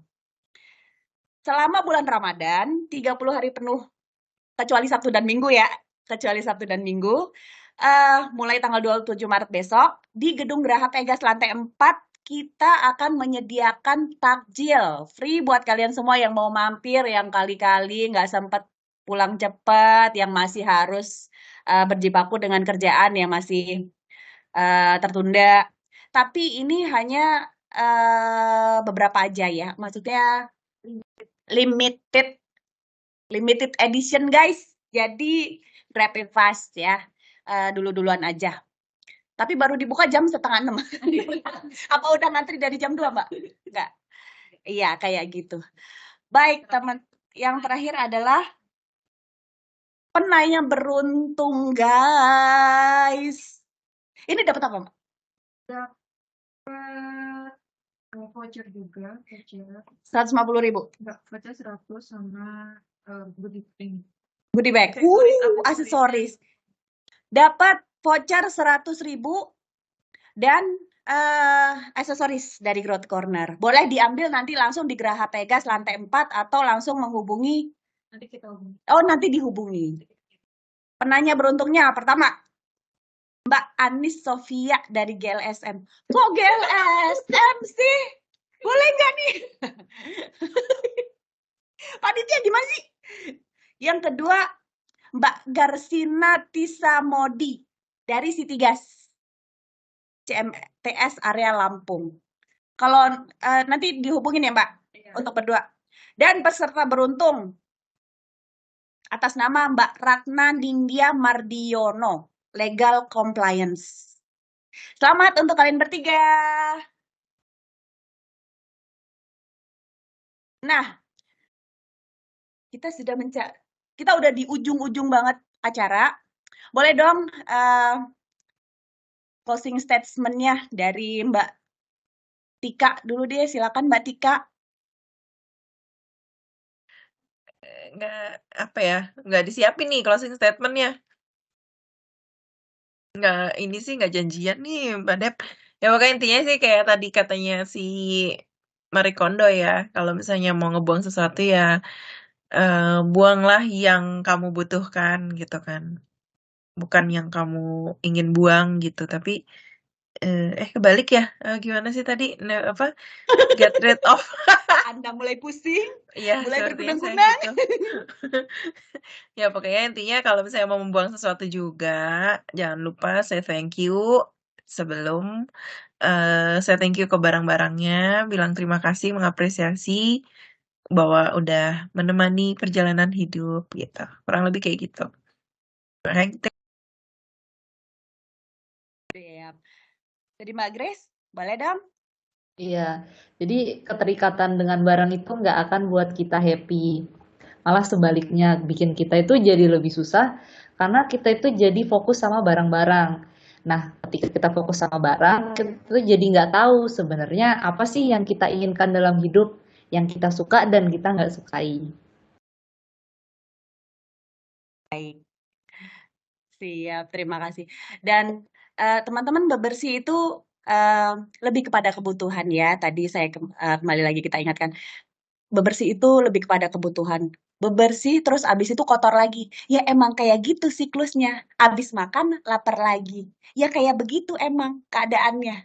Jadi janganlah capek untuk bebersih, biar secara jasmani, rohani, secara pikiran, hati, jiwa, segala sehat walafiat. Iya enggak? Jempolnya dulu dong. Baik, akhir kata, terima kasih sudah bergabung bersama kita semua hari ini. Bila ada kekurangan, mohon dimaafkan. Bila ada kelebihan, tolong dikembalikan ya. Saya ada di Gedung Geraha Pegas lantai 8, tolong dikembalikan. Baik, oke, gitu aja. Terima kasih teman-teman. Sampai ketemu lagi bulan depan. Terima kasih. Terima kasih.